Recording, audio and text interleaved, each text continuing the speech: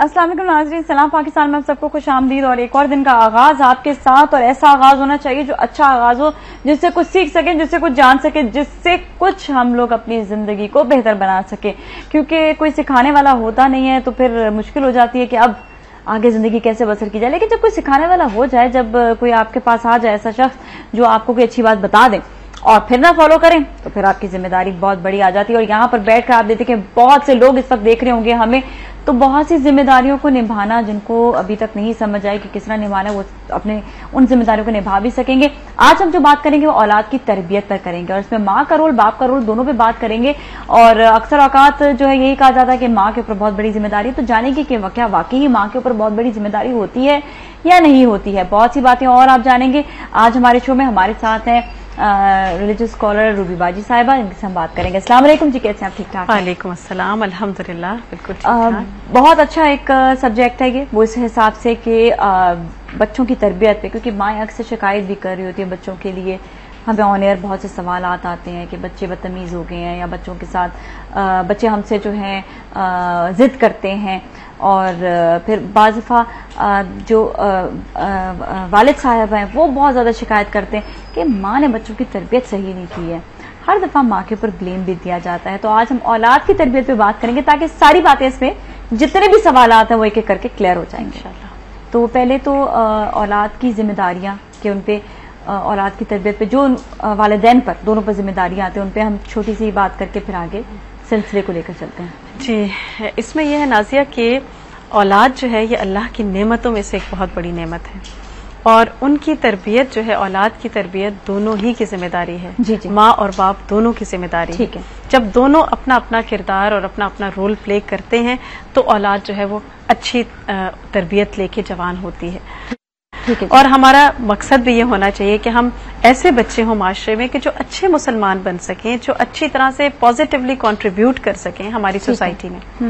लेकिन इसमें हम देखते हैं कि माँ की जिम्मेदारी फिर बाप के मुकाबले में ज्यादा हो जाती है, और इसलिए कि माँ जो है वो बच्चे के साथ ज्यादा वक्त गुजारती है। और फिर आप देखिए कि वो एक बच्चे के इंटेलेक्चुअल, फिजिकल, साइकोलॉजिकल इन तमाम डेवलपमेंट्स को बहुत अच्छी तरह से जानती है। सही है। और एक किसी की कोटेशन भी है कि माँ जो है वो पहली दरसगाह है बच्चे की, और अगर तुम माओं की तरबियत अच्छी कर लो तो एक बेहतरीन माशरा जो है वो तश्कील पा सकता है, क्योंकि माँ जो है बहुत बेहतरीन मुअल्लिम है और सबसे best of the best teacher है बच्चे के लिए। आपने बड़ी अच्छी बात यहाँ पर की कि माँ बहुत अच्छी मुअल्लिम, और माँ जो है वो घर पर होती है, माँ संभालती है। क्यों नहीं शादी से पहले बच्चियों को, जो लड़कियां हैं, उनको बच्चों की तरबियत पे कोई लेसन दिया जाए, उनको शादी के बाद जिंदगी गुजारने पर कोई लेसन दिया जाए। सिर्फ बच्चों को ये तो कह दिया जाता है कि शादी होनी है, और एक लड़की सिर्फ ये सोच करके मुझे अपने घर से दूसरे घर जाना है, ये मेरी जिम्मेदारी है। लेकिन उसकी जो अहम जिम्मेदारी है, जो उसकी 100% जिम्मेदारी है, उनको, क्योंकि वो ही आगे जनरेशन बढ़ाएगी, तो क्यों नहीं इन जिम्मेदारियों को पूरा किया जाता? ये मेरे ख्याल से हमारी सोसाइटी में एक बहुत बड़ा एक अलमिया है।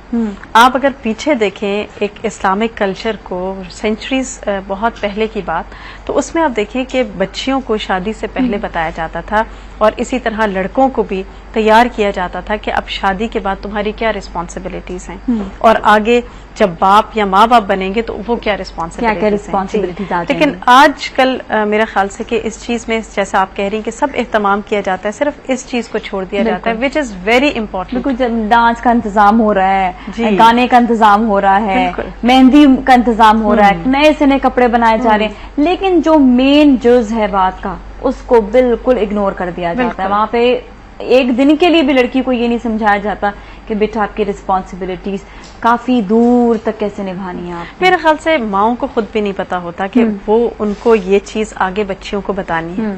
हमारे कल्चर में ये चीज नहीं है, लेकिन अल्हम्दुलिल्लाह अब जैसे अगर शऊर जैसे जैसे पैदा होता जा रहा है, और एक कुरान का भी दर्स व तदरीस का हम सिलसिला देखते हैं कि अल्हम्दुलिल्लाह काफी ये फैल चुका है, तो अब ये है कि ये एक उम्मीद की जाती है कि जो आगे की जनरेशंस होंगी इंशाल्लाह वो फिर बेहतर होंगी, वो फिर बेहतर होंगी। और इंशाल्लाह ताला हमें अल्लाह से पूरी पूरी दुआएं हैं, सारी दुआएं हैं कि हमारी जनरेशन जो है आगे की भी वो नस्ल इस बात को समझ सके। इसमें स्कूल्स का बहुत बड़ा कंट्रीब्यूशन होता है, स्कूल्स का, असतज़ा का भी, कि वो स्कूल से अगर ये तालीम दी जाए तो मेरे ख्याल में इसमें काफी बेहतर हो जाएगा। अच्छा, मजीद आगे की बात करते हैं। अब माँ की जिम्मेदारियां जी, क्या अब देखिए जिम्मेदारी में जैसे है कि माँ की जिम्मेदारी है कि वो बच्चों की अच्छी तरबियत करे।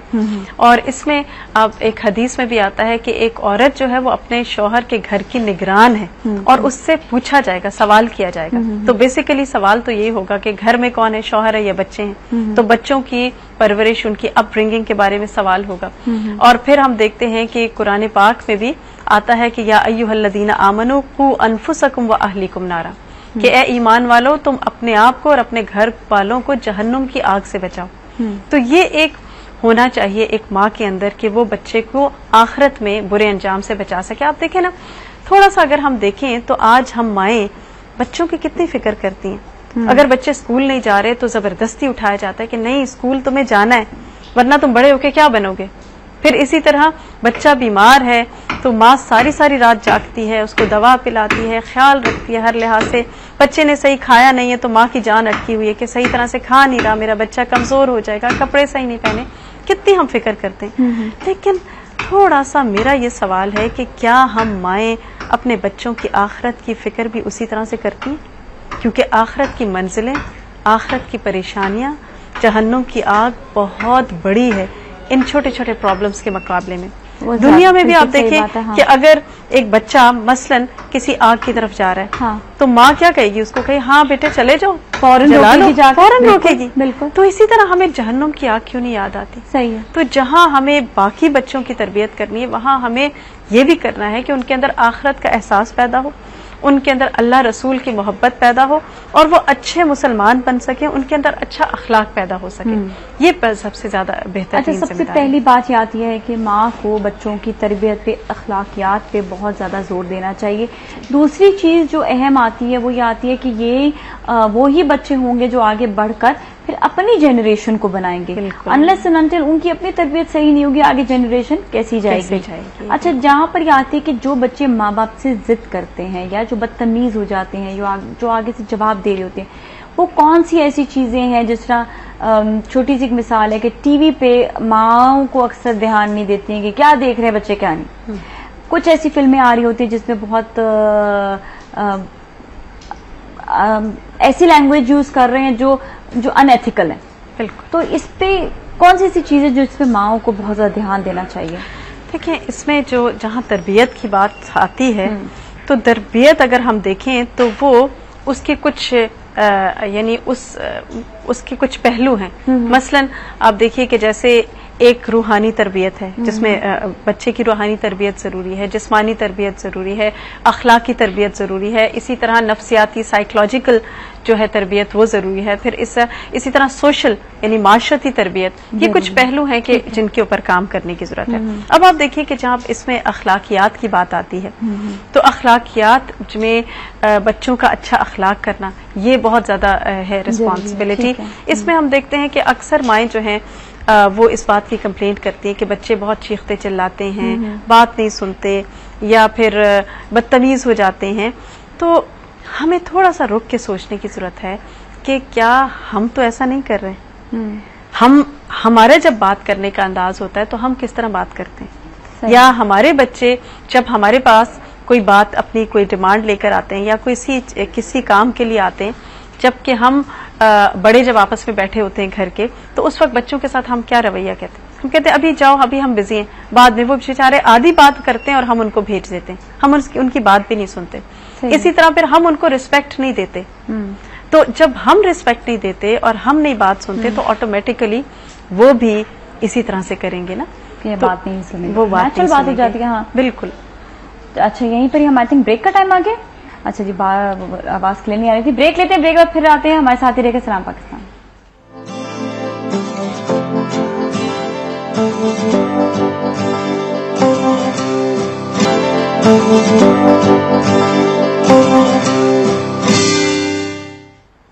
खुशामदीद सलाम पाकिस्तान में। और आज बात हो रही है औलाद की तरबियत पर, और उसमें माँ का क्या रोल है, बाप का क्या रोल है, ये दोनों जानेंगे। अच्छा, हम रूबी बाजी से बात करेंगे। स्पेशली एक सवाल जहन में आ रहा है कि रूहानी तरबियत ये क्या होती है?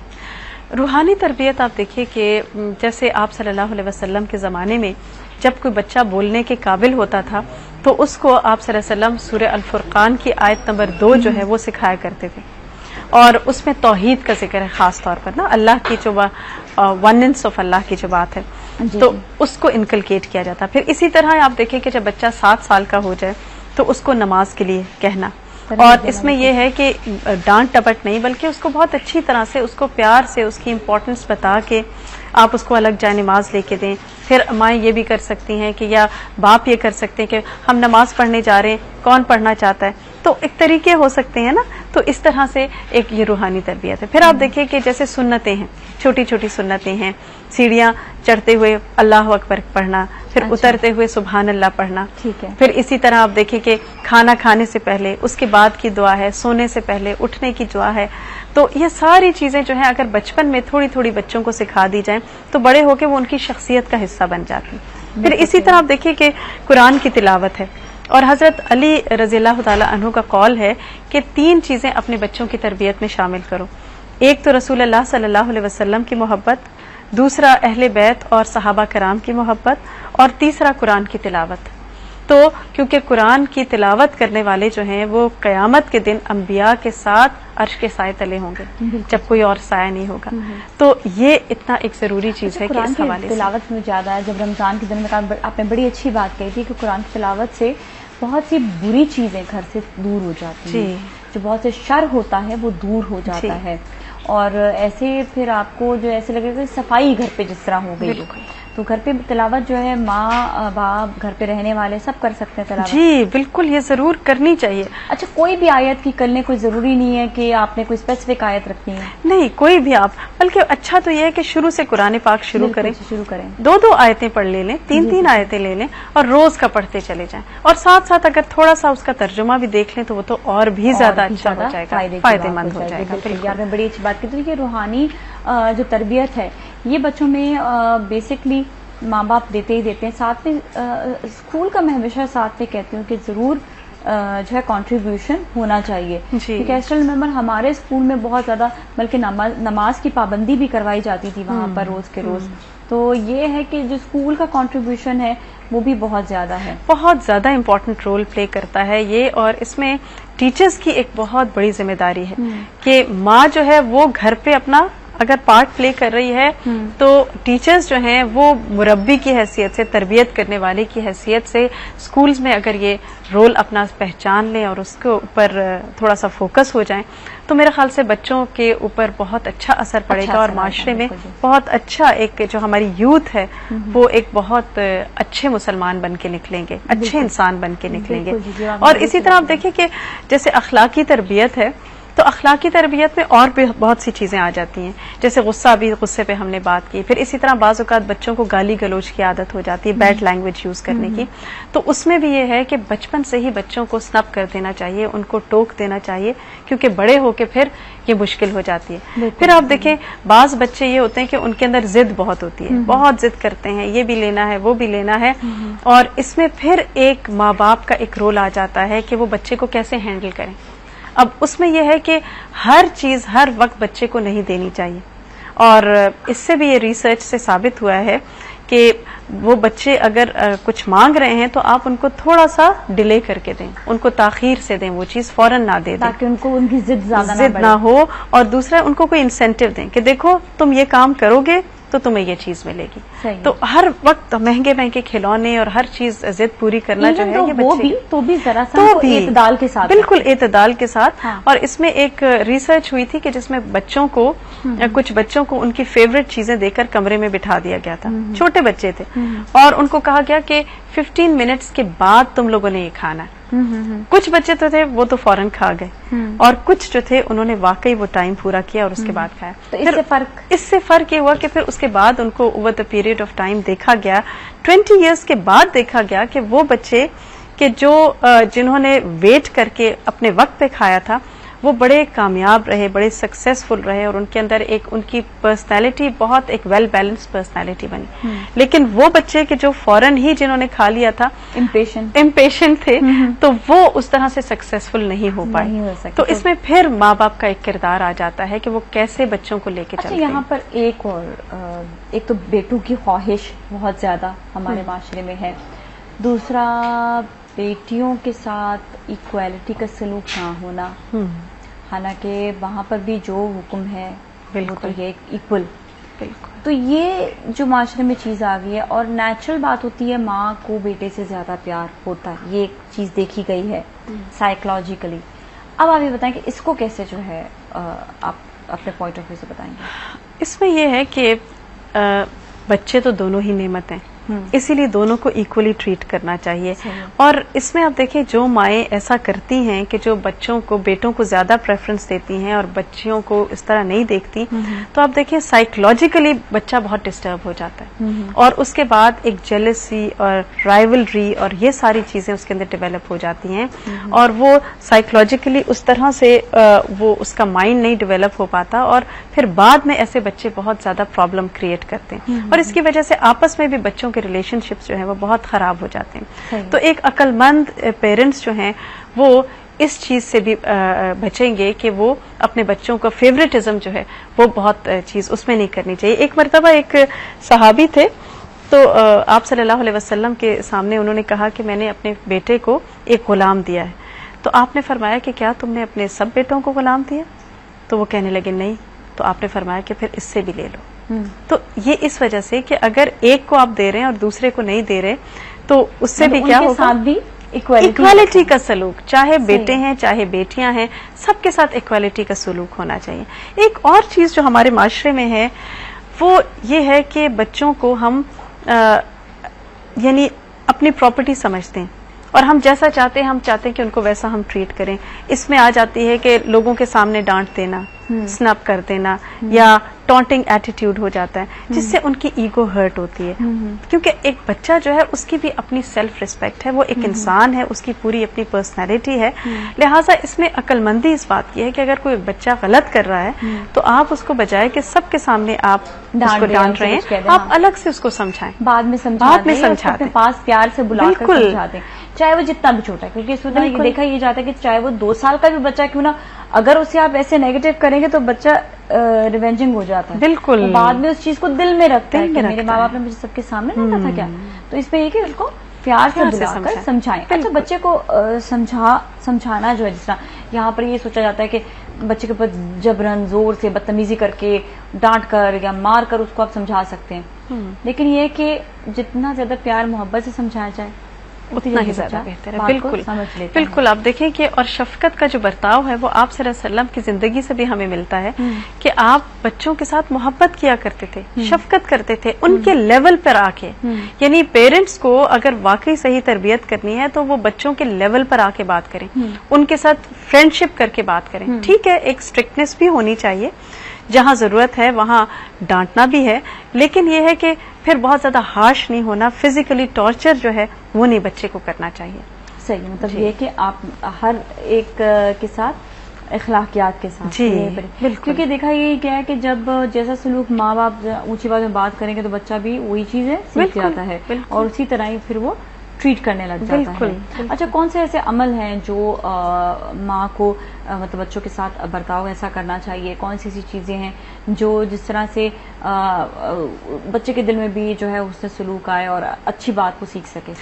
एक तो ये है कि एक माँ को खुद रोल मॉडल बनना है कि जैसा एक माँ खुद करेगी बच्चा ऑटोमेटिकली उसको देख के वैसा करेगा। लेकिन अगर एक माँ खुद नहीं अप्लाई कर रही कोई चीज खुद पर और बच्चे को कह रही कि तुम करो, तो वो फिर बच्चे के अंदर एक कंफ्यूजन आ जाती है और वो उसको उस तरह से ले नहीं पाता।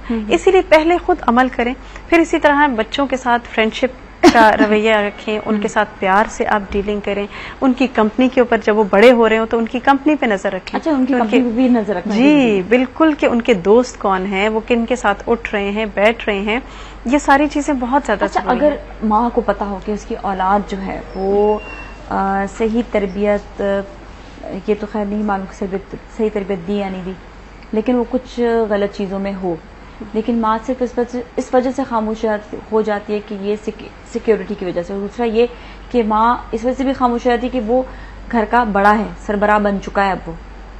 तो इसमें माँ का रोल क्या होना चाहिए ऐसी बात पर? यानी वो एक बच्चा इंडिपेंडेंट हो गया, इंडिपेंडेंट भी है लेकिन वो बुरी रॉन्ग थिंग्स में भी है। ठीक है, यानी बुरी चीजों में इन्वॉल्व हो गया है, बुरी। उसमें फिर ये है कि आप देखें कि एक पौधा होता है, छोटा पौधा, आप अपनी मर्जी से उसको जैसे चाहें आप उसको मोल्ड कर लें, वो हो जाएगा। लेकिन जब वही पौधा एक दरख्त बन जाता है तनावर, तो आप उसको अपनी मर्जी से नहीं कर सकते, उसको मोल्ड नहीं कर सकते, आप उसको टर्न नहीं कर सकते। तो ऐसी सूरत में फिर माँ का किरदार ये तो नहीं कि बिल्कुल खत्म हो जाएगा, ऐसी में भी उसको नसीहत तो करते रहना है, वक्तन फवक्तन बताते रहें कि ये चीज सही नहीं है, गलत है, और उसके साथ साथ अल्लाह से खूब खूब दुआएं। सही है, ठीक है, क्योंकि दुआ जो है एक माँ की वो अल्लाह ताला जरूर सुनते हैं। बिल्कुल जी, चले सही है, हम यहीं पर ही ब्रेक लेंगे, ब्रेक के बाद फिर मिलते हैं, कहीं ना जाएगा। सलाम पाकिस्तान।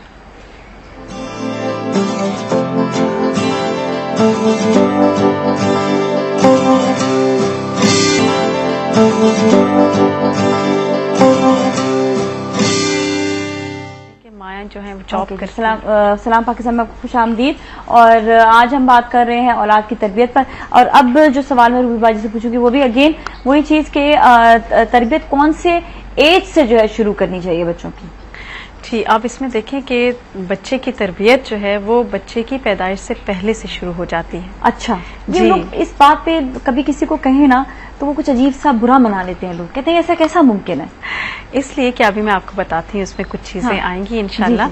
इसमें देखें कि एक मर्तबा एक खातून थी जो वो किसी बुजुर्ग के पास अपने 2 साल का बच्चा लेके गई। जी जी। और वो कहने लगी कि अब मैं इसकी तरबियत कैसे करूँ? तो वो बुजुर्ग ने कहा कि अब तो बहुत देर हो चुकी है, इसकी तरबियत तो उस वक्त शुरू होनी थी कि जब ये पैदा नहीं हुआ था। और इसी तरह देखा गया कि एक 8 साला बच्चा था, अल अज़हर यूनिवर्सिटी से सर्टिफिकेट होल्डर, तो इतना इंटेलिजेंट बच्चा, तो देखा गया, वजह देखी गई कि कैसे इतना ज़हीन बच्चा था। तो पता चला कि उसके दोनों वालिदैन जो हैं वो हाफिज़े कुरान थे, और माँ ने पूरी प्रेगनेंसी में बहुत ज्यादा कुरान पाक पढ़ा था, जिसका इफेक्ट ये हुआ कि बच्चा जो है वो इतना ज़हीन निकला। अच्छा, तो अब देखिए, जब ऐसी होती है हमारे यहाँ, जब कोई प्रेगनेंसी शुरू होती है तो अमूमन लड़कियां परेशान होने लगती हैं कि ओहो ये तो अब ये हो गया, या बहुत जल्दी हो गया, या ये नहीं होना चाहिए। तो ऐसे वक्त में इंसान को रोना धोना नहीं चाहिए, बल्कि कुरान ज्यादा से ज्यादा पढ़ें। और इसी तरह जब बच्चे की पैदाइश का वक्त हो तो उस वक्त आयतल कुर्सी पढ़ी जाए। फिर जब वो बच्चा पैदा हो जाता है तो उसके कान में अजान, फिर उसके बाद उसको जो तहनीक होती है, जो घुट्टी कहते हैं, तो वो खजूर है या शहद है वो खिलाई जाए। फिर उसके बाद ये है कि उसका अच्छा नाम रखा जाए। तो ये कुछ हकूक हैं बच्चे के कि जो अदा करना जरूरी है। इसी तरह आप देखें फिर मदर फीड जो होती है, लैक्टेटिंग पीरियड होता है, उसमें भी बच्चियों को अमूमन एक होता है कि माँ का दूध नहीं होना चाहिए।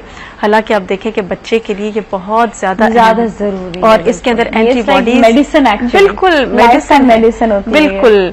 तो वो उसके बाद मेंटली भी वो बहुत अच्छा ग्रो करता है बच्चा, फिजिकली भी बड़ा स्ट्रांग होता है और बहुत सी बीमारियों से भी बच जाता है। फिर आप देखें वो स्टेज गुजर गई, फिर उसके बाद छोटे बच्चे होते हैं, माएँ उनको मालिश करती हैं, जो भी है मसाज कर रही हैं, तो उस वक्त भी अगर वो सुभान अल्लाह ऊंची आवाज में अल्हम्दुलिल्लाह अल्लाहु अकबर पढ़ें तो आप देखिए बच्चे के ऊपर बहुत अच्छा इम्पैक्ट होगा, असर होगा। फिर जब उनको नहलाना है, उनको कपड़े बदलवाने हैं, तो आप सीधे हाथ से पहले शुरू करें, सीधे हाथ से पहनाएं, ताकि वो छोटी उम्र से जो आदत जो है बच्चे की वो बन जाए, तो इंशाल्लाह फिर आगे के लिए बहुत आसानी हो जाएगी, बहुत ज्यादा आसानी हो जाएगी। क्योंकि आप देखें कि मरियम अलैहिस्सलाम की जो वालिदा थी, उन्होंने उनकी पैदाइश से पहले नजर मानी थी कि जो बच्चा होगा वो मैं अल्लाह की खिदमत के लिए वक्फ कर दूंगी। और फिर वो जब पैदा हुई हजरत मरियम, तो अल्लाह ने कितना बड़ा उनसे काम लिया। तो जहाँ हम सोचते हैं कि हमारे बच्चे ये बनेंगे, उसी तरह हमें ये भी सोचना है कि हमें उन्हें एक अच्छा मुसलमान भी बनाना है और उसके लिए भी कुछ कोशिश करनी है। अच्छा, बिल्कुल ये बात आती है कि जहाँ पर बच्चों की तरबियत की बात आती है, एक तो ये आ जाके आपने बड़ी अच्छी बात बताई कि उनको थोड़ा सा इस्लाम की तरफ भी थोड़ा क्या बल्कि मुकम्मल लेकर आना चाहिए, ताकि उनकी जिंदगी अपनी बेहतर गुजरेगी। और इससे बहुत सी चीजें जो हैं इसमें इन्वॉल्व हो जाती हैं कि बच्चा अखलाक में भी अच्छा हो जाता है, लालच भी नहीं होती है, जिंदगी गुजारना भी उसको एक एतदाल से वो जिंदगी गुजार रहा होता है। अच्छा, दूसरी जो एक बात आती है वो यहाँ पर ये आती है कि औलाद की तरबियत में जो स्पेशली जो माँ बाप का जो दोनों का जो कहा जाता है कि साथ है, इसमें बाप का किरदार कहाँ पर आता है और किस तरह से, मतलब ठीक है माँ ने अपना किरदार, अब बाप का किरदार किस तरफ से आएगा और कैसे आएगा? बाप का किरदार जो है वो भी बहुत अहम है, और उसमें भी यह है कि बाप को भी जरूर बच्चों को थोड़ा सा टाइम देना चाहिए, ताकि और फिर वो अपने साथ बाहर लेके जाएं बच्चों को, बच्चों की काउंसलिंग करें, उनको अच्छा बुरा समझाएं। और खासतौर पर लड़कों को जब वो ग्रोइंग एज में होते हैं, यानी जब वो टीन एज में दाखिल होने वाले होते हैं, उस वक्त बाप की बहुत ज्यादा हमें एक रोल नजर आता है।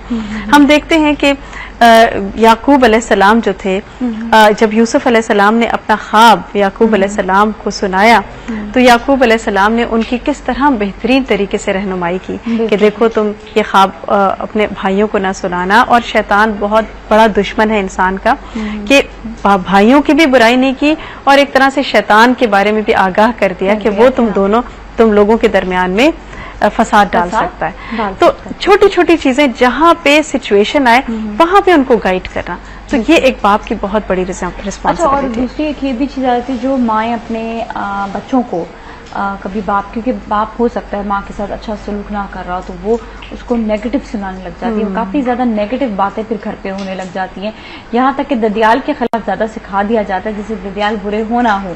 तो ये बहुत ज्यादा होता है। माँ का किरदार इसलिए मैं ज्यादा कह रही हूँ क्योंकि फिर अगेन बहुत कम ये देखा जाता है कि कभी बाप के कहने पर बच्चे अगेंस्ट हो गए हों। इसमें फिर ये वाकई एक बहुत इम्पोर्टेंट चीज है कि एक माँ का फिर यहाँ किरदार आता है कि वो ऐसा ना करे, क्योंकि ये बच्चों की पर्सनालिटी के लिए भी बहुत बुरा है और आगे उसके लिए भी बहुत बुरा है। तो बाप के अगर खिलाफ एक माँ कर रही है तो बच्चे, अब जाहिर है कब तक वो करेगी, बच्चे जब बड़े हो जाते हैं, खुद सोचने लगते हैं, तो फिर वो अच्छा और बुरा समझ जाते हैं, और फिर उनके अंदर माँ की वो रिस्पेक्ट नहीं रहती जैसे पहले होती है। तो इसमें जरूरत यह है कि अपने जो भी क्लैशेस हैं, जो डिफरेंसेस हैं, उनको एक तरफ रखते हुए माँ बाप की रिस्पेक्ट बच्चों के अंदर शुरू से डालनी चाहिए। अच्छा, एक और चीज यहाँ पर आती है, एक सवाल भी आया हमारे पास कि वो बच्चे जिनके वालिदैन नहीं होते हैं, तो उनकी जिम्मेदारी किन पर जाती है? क्या रिश्तेदारों पर वही जिम्मेदारी जाती है? क्या उनको भी वही माँ बाप जैसा सलूक करना चाहिए? जी हाँ, बिल्कुल। वो बच्चे कि जिनके माँ बाप नहीं हैं, इस दुनिया से चले जाते हैं, तो फिर बाकी जो फैमिली है उसकी रिस्पॉन्सिबिलिटी बनती है, जैसे चचा हैं, और मेनली तो ज्यादा ददेहाल की तरफ आता है कि जैसे चचा जो हैं वो उनके लुक आफ्टर करें। आप सल्लल्लाहु अलैहि वसल्लम की जब वालिदा का भी इंतकाल हो गया और वालिद तो पहले फौत हो गए थे, तो सबसे पहले दादा ने परवरिश की, 2 साल तक उनके पास रहे। फिर कहा जाता है कि उनकी जब डेथ हो गई तो आप सल्लल्लाहु अलैहि वसल्लम उनके जनाजे के पीछे जाते जा रहे थे और रोते जा रहे थे, और फिर चचा आ जाते हैं। चचा ने उनको पाला, लेकिन बहुत प्यार से, बहुत मोहब्बत से। तो ये चीज है कि अगर ऐसे बच्चे हों तो फैमिली में, तो उनको रिश्तेदार, उनको या चचा हैं या दादा हैं, वो उनको लुक आफ्टर करें, लेकिन बहुत प्यार के साथ, क्योंकि वो यतीम बच्चे हैं, तो उनका लुक आफ्टर, और बाकी फैमिली वालों को भी उनको गिफ्ट्स देने, उनका ख्याल रखना ऐसे बच्चों का, क्योंकि उनको कौन होगा देने वाला, उनको लुक आफ्टर करने वाला कौन है। इसीलिए ये एक फैमिली की रिस्पॉन्सिबिलिटी आती है। और वैसे भी आप देखिए कि आपने फरमाया था कि जो यतीम, जिस घर में यतीम की परवरिश होती है, वो घर बहुत बेहतरीन घर है। इसी तरह आपने फरमाया था कि यतीम की कफालत करने वाला क़यामत के दिन मेरे साथ इस तरह होगा। 2 उंगलियों को आपने मिला के कहा, तो इसका बहुत ज्यादा अजर और सवाब है कि एक यतीम को बड़ा करना और उसके लुक आफ्टर करना, और अगर उसके पास पैसे हैं या कोई और प्रॉपर्टी छोड़ गया है तो उसको भी इस तरह से उसकी केयर करना कि जब वो बड़े हों तो फिर वो उनको हवाले करके उनको दे देना, ताकि वो आगे उसको संभाल सके। और यही बड़ा अच्छा एक तरीका होता है कि आप अपने देखिए इर्द गिर्द, जब हम कहते हैं ना कि सबसे पहले किसको देखा जाए, फैमिली वालों को देखें, इसलिए मोहब्बत प्यार ज्यादा से ज्यादा बढ़ता है कि जब फैमिली वाले एक दूसरे के साथ रह रहे होते हैं, एक साथ जो है अच्छे तरीके से, अच्छे रवैये से। इसमें जो रवैया आता है वो उसी वक्त आता है जब अखलाकियात होंगे, और अखलाकियात कब होंगे? जब आपके अपने घर वाले आपको अच्छे लेसन के साथ ये चीज बताएंगे, और उनको खुद भी इस चीज का इल्म होना जरूरी है। अगर नहीं इल्म है तो यहाँ पर हम आपको यहाँ पे बता रहे हैं कुछ ऐसी बातें, कुछ ऐसी चीजें जिससे आप अपनी फैमिली में बाउंडिंग जो है वो ज्यादा से ज्यादा करें। अच्छा, अब अगर यहाँ पर बात की जाती है, असातिज़ा का भी वही उनको भी मकाम दिया जाता है या उसी तरह का मकाम दिया जाता है जिस तरह वालिदैन का होता है, क्योंकि बच्चा ज्यादा टाइम उधर गुजारता है। स्कूल की बात करें? जी हाँ, बिल्कुल। जो असातिज़ा हैं उनका भी एक बहुत इम्पोर्टेंट रोल है और उनकी भी रिस्पेक्ट इस्लाम में बहुत ज़्यादा है। और ये कहा जाता है ना कि, अब मुझे कोटेशन सही तरह से याद नहीं आ रही कि किसने ये कहा था कि मेरे वालिदैन जो हैं वो मुझे आसमान से ज़मीन पर लाने का ज़रिया बने और मेरे उस्ताद जो है वो मुझे ज़मीन से आसमान तक ले जाने का ज़रिया बने। तो उस्ताद जो हैं वो अगर अच्छे उस्ताद हैं, और वैसे भी अच्छे ना भी हों, लेकिन बच्चों के अंदर ये चीज़ बहुत डालने की ज़रूरत है कि वो अपने जो उस्ताद हैं, अपने जो टीचर्स हैं, उनकी उसी तरह रिस्पेक्ट करें जिस तरह वालिदैन की जाती है, क्योंकि उनका मकाम भी इस्लाम में वही है। और हमें मिलता है कि हारून रशीद और मामून रशीद जो थे, अब्बासी खिलाफत के ये रह चुके हैं, खलीफा रह चुके हैं, तो उसमें वो अपने उस्ताद की जूतियां ठीक करने के लिए उनकी एक दौड़ होती थी कि वो कहते थे कि दोनों में से एक कहता कि मैं करूंगा और दूसरा कहता था, दोनों भाई थे। तो अल्लाह ने फिर उनको कितना बुलंद मकाम दिया। तो उस्ताद का मकाम बहरहाल बहुत ज्यादा है और उनको वो रिस्पेक्ट मिलनी चाहिए जो इस्लाम बताता है हमें। जी। अच्छा, कोई और बात अगर आपको समझ आ रही है, कुछ कहना चाहेंगे इस हवाले से?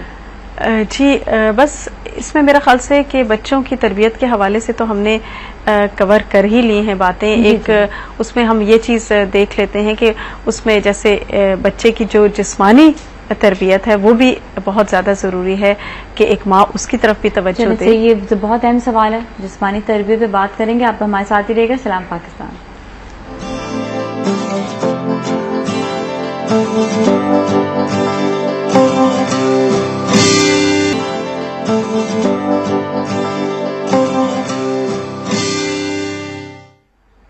खुश आमदीद। सलाम पाकिस्तान में आज बात हो रही है औलाद की तरबियत। रूबी बाजी हमारे साथ हैं, बड़ी अच्छी बातें चल रही थी। और अभी जो सवाल आया हुआ है जिस्मानी तरबियत का। जी, जिस्मानी तरबियत बच्चे की वो भी बहुत ज़्यादा ज़रूरी है कि बच्चे की सेहत का ख्याल रखा जाए और उसकी ग़िज़ा का ख्याल रखा जाए, फिर उसको बीमारियों से बचाना, ये सारी चीज़ें जो हैं ये भी माँ की ही एक रिस्पॉन्सिबिलिटी है। इसमें यह कि अच्छी ग़िज़ा दी जाए और अगर सुन्नत से साबित चीज़ें हम लेते हैं तो उसमें बहुत ज़्यादा फ़ायदा भी है और फिर सवाब भी है। और इस हवाले से हम देखते हैं जैसे खजूर है, इसी तरह शहद है, शहद का इस्तेमाल है। फिर आप सल्लल्लाहु अलैहि वसल्लम को जो कद्दू था वो बहुत पसंद था, खाने में आप खाया करते थे, तो ये भी बहुत अच्छा, एक तो बहुत अच्छी वेजिटेबल भी है। तो बच्चों को थोड़ी सी इस तरह की ऑर्गेनिक फूड के ऊपर लाना और इस तरह की ग़िज़ा उनको देना जिससे उनकी सेहत अच्छी रह सके। सहाबा कराम जो है वो बहुत कम बीमार हुआ करते थे और उसकी वजह ये थी कि उनकी डाइट बहुत अच्छी थी। और आप देखिए कि डाइट में भी क्या कि खजूर ज्यादातर इस्तेमाल करते थे, तो खजूर में सारी जो भी ग़िज़ाइयत है वो सब उसमें जमा हो जाती है और वो बहुत बेहतरीन ग़िज़ा है। लेकिन आजकल जो एक जंक फूड का कॉन्सेप्ट है ये बहुत नुकसानदेह है। इससे हम देखते हैं कि बच्चे ओबेस भी हो रहे हैं और इसका अपने नुकसानात फिर बहुत ज्यादा हैं। प्रिजर्वेटिव्स और ये सारी चीजें जो हैं ये मिलके बच्चे की सेहत को नुकसान देती हैं। तो इससे एक तो बच्चों को बचाना और दूसरी बात यह है कि उनके अंदर एक्सरसाइज की आदत, कि कुछ ना कुछ कोई ना कोई स्पोर्ट्स है, कोई स्विमिंग है, कुछ माँ भी की जिम्मेदारी है या बाप की जिम्मेदारी है, दोनों ही की है। जिस्मानी जो है तरबियत ये भी दी जाए, बिल्कुल, तो ये भी जरूरी है। जी, ये भी जरूरी है। और जैसे खेल है और ये सारा, ये तो ऑब्वियसली बाप ही लेकर करेगा और उसका इंतजाम किया जाएगा। क्योंकि एक जो आजकल बहुत ये देखने में चीज आई है कि बच्चे इतने इंडोर हो गए हैं और वो बैठ के या तो एक्सबॉक्स खेल रहे हैं या वीडियो गेम्स खेल रहे हैं या प्ले स्टेशन खेल रहे हैं, और उसमें फिर क्या हो रहा है कि ऐसी गेम्स हैं कि जिसका इम्पैक्ट उनके ज़हन के ऊपर बहुत गलत पड़ रहा होता है। अच्छा, अब कुछ ऐसे बच्चे होते हैं जिनके वालिदैन आपस में साथ नहीं रहते हैं, सेपरेशन हो जाती है, डिवोर्स हो जाती है, तो उनके लिए तरबियत, अगर उनकी तरबियत में कहीं पे भी कोई कमी रह जाए तो किसका कसूर होता है? दोनों का ही कसूर है। आप देखिए, इसीलिए तो कहा जाता है ना कि जितना कोशिश हो जाए, इस कोशिश की जाए कि रिश्ता जो है वो ना टूटने पाए, जो एक घर बना हुआ है वो ना टूटने पाए, क्योंकि फिर बच्चे बहुत सफर करते हैं, उनकी मेंटली, फिजिकली, साइकोलॉजिकली ये सारी चीजें उनके अंदर वो रह जाती हैं, कमियां रह जाती हैं। तो इस वजह से जो भी अगर कमी कोई ऐसी है तो ऑब्वियसली फिर दोनों ही का कसूर होता है। तो फिर यहाँ पर जो है ये भी दोनों वालिदैन पर ही इसका ब्लेम आएगा। जी बिल्कुल, इसलिए जरूरत इस बात की है कि कॉम्प्रोमाइज कर लिया जाए।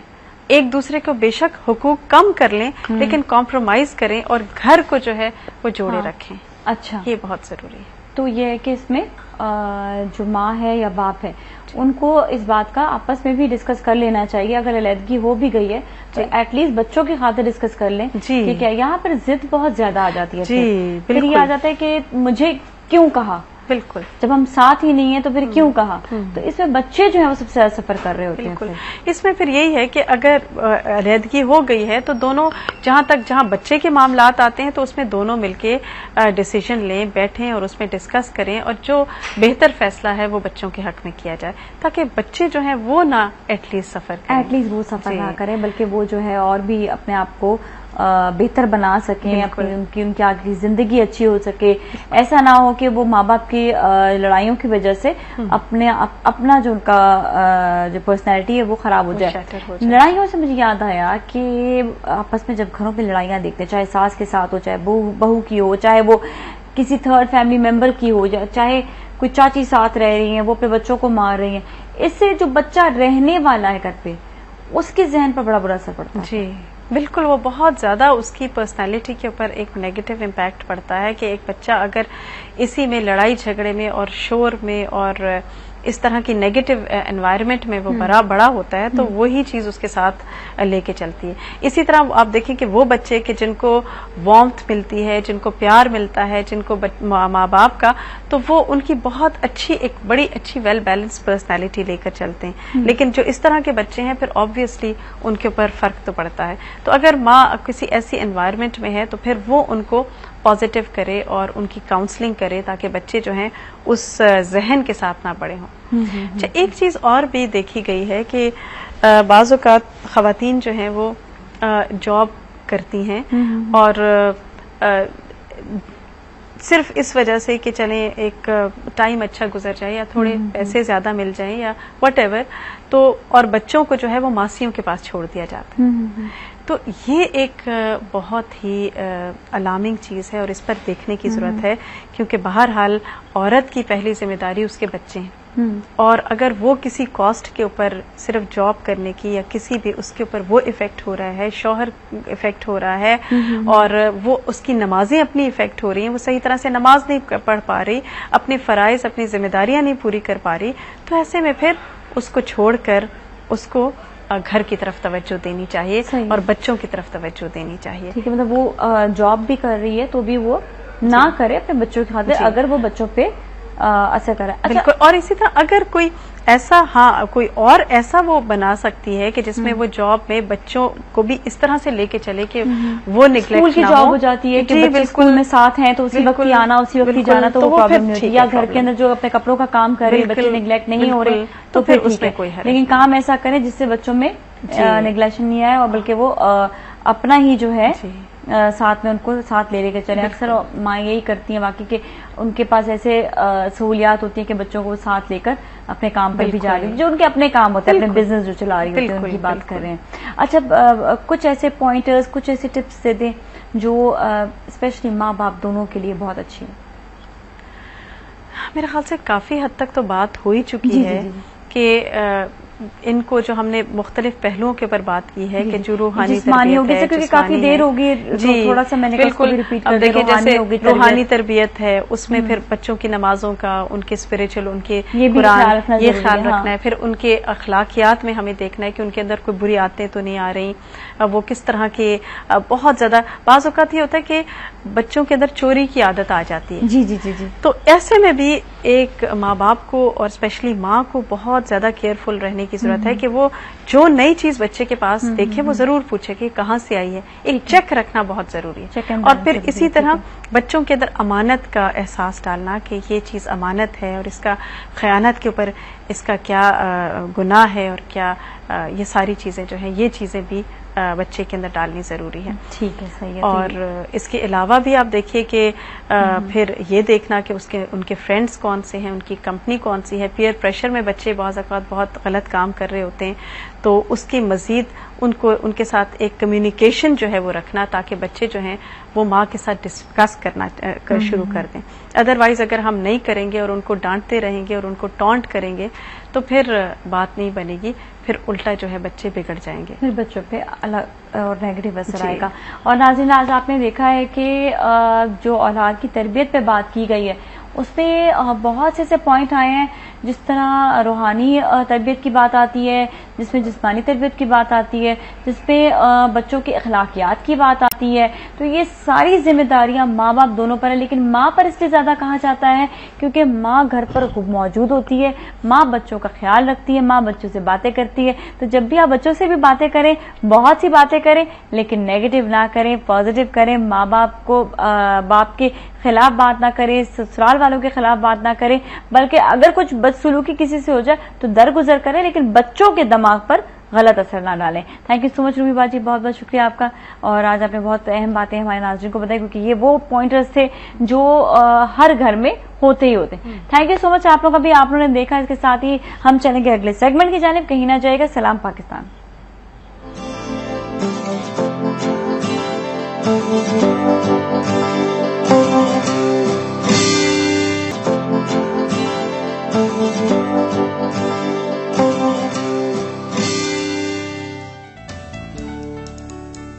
खुशामदीद सलाम पाकिस्तान में। और नाजरीन, अब अनदर डे आपके साथ, जहां पर हम आपको बताएंगे कुछ आपके सेहत के बारे में। और सेहत इस तरह होगी कि भाई डाइट प्लान होना जरूरी है।